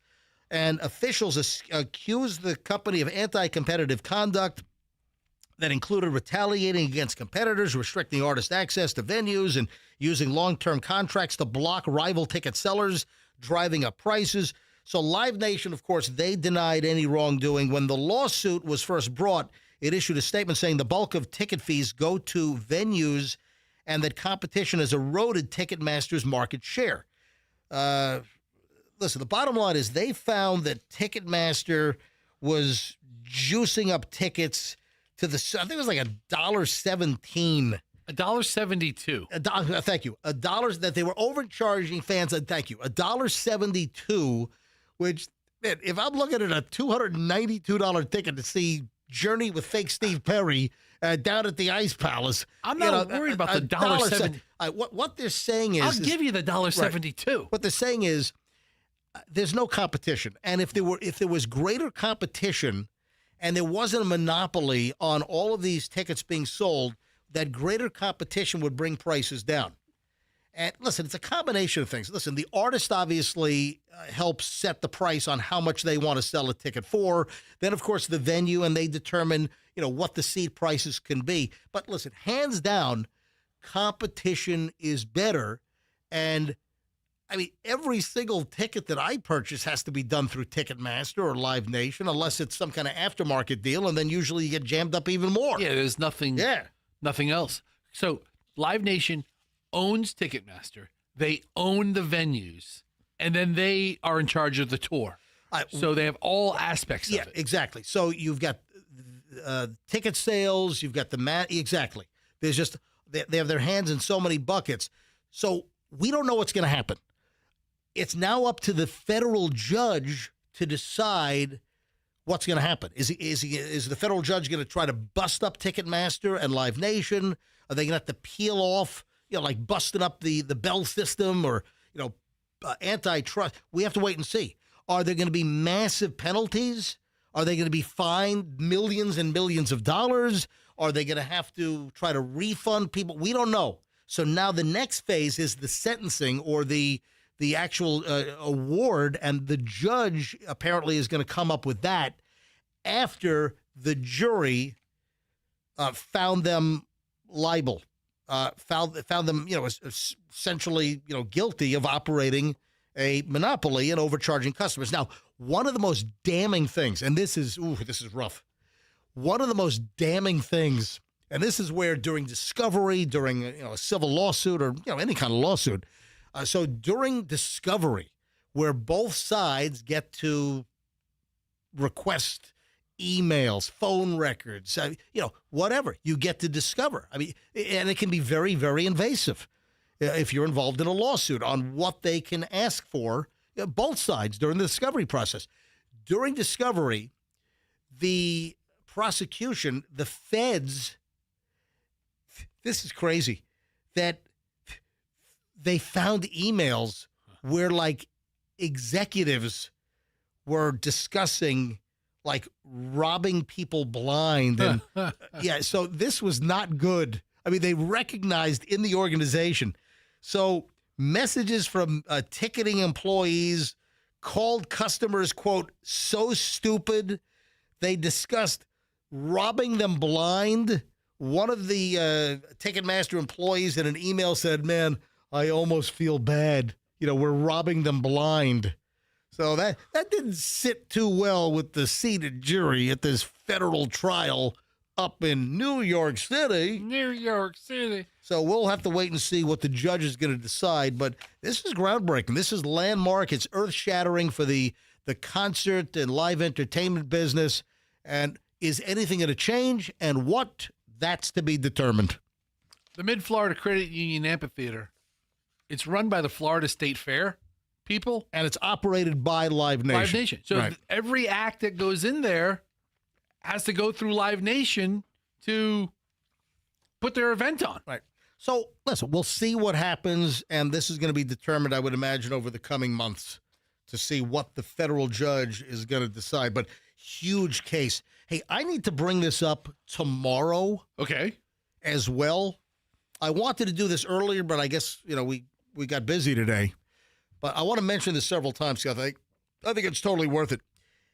A Michigan gas station clerk helped save a teenage girl who was abducted by some stranger with a gun, and the maniac that kidnapped the teenage girl has a history of sexual assault allegations.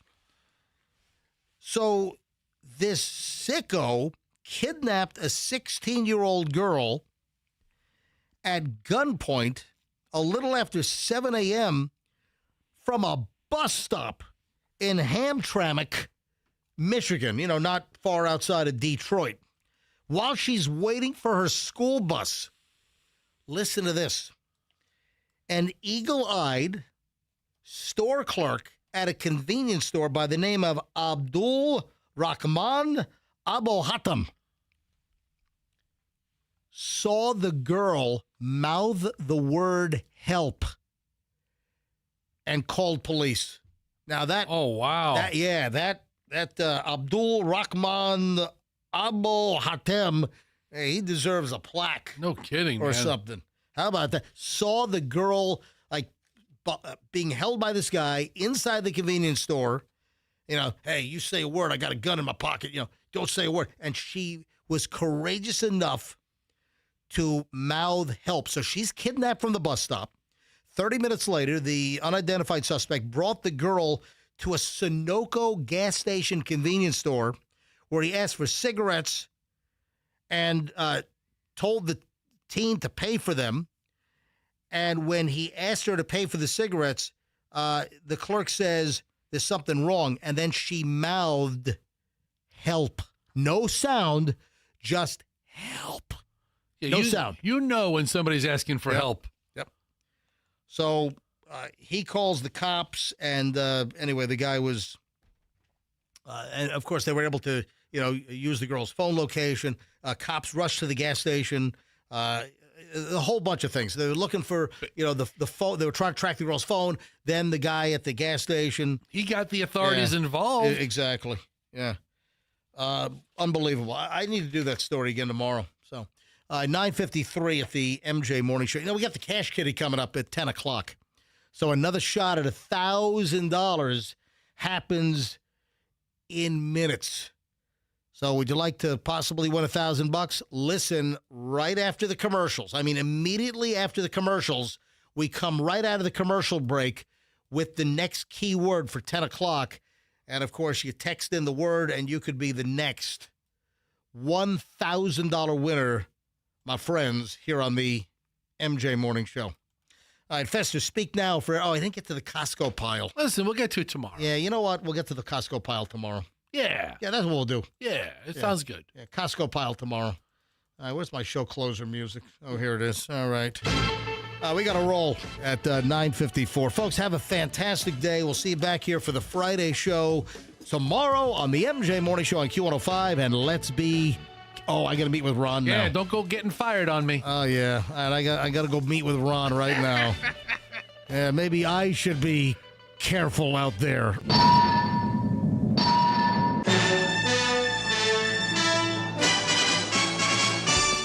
Download the app now. Get the Q105 app and listen to us anywhere. Powered by Anajar and Levine Accident Attorneys. Call 1-800-747-FREE. That's 1-800-747-3...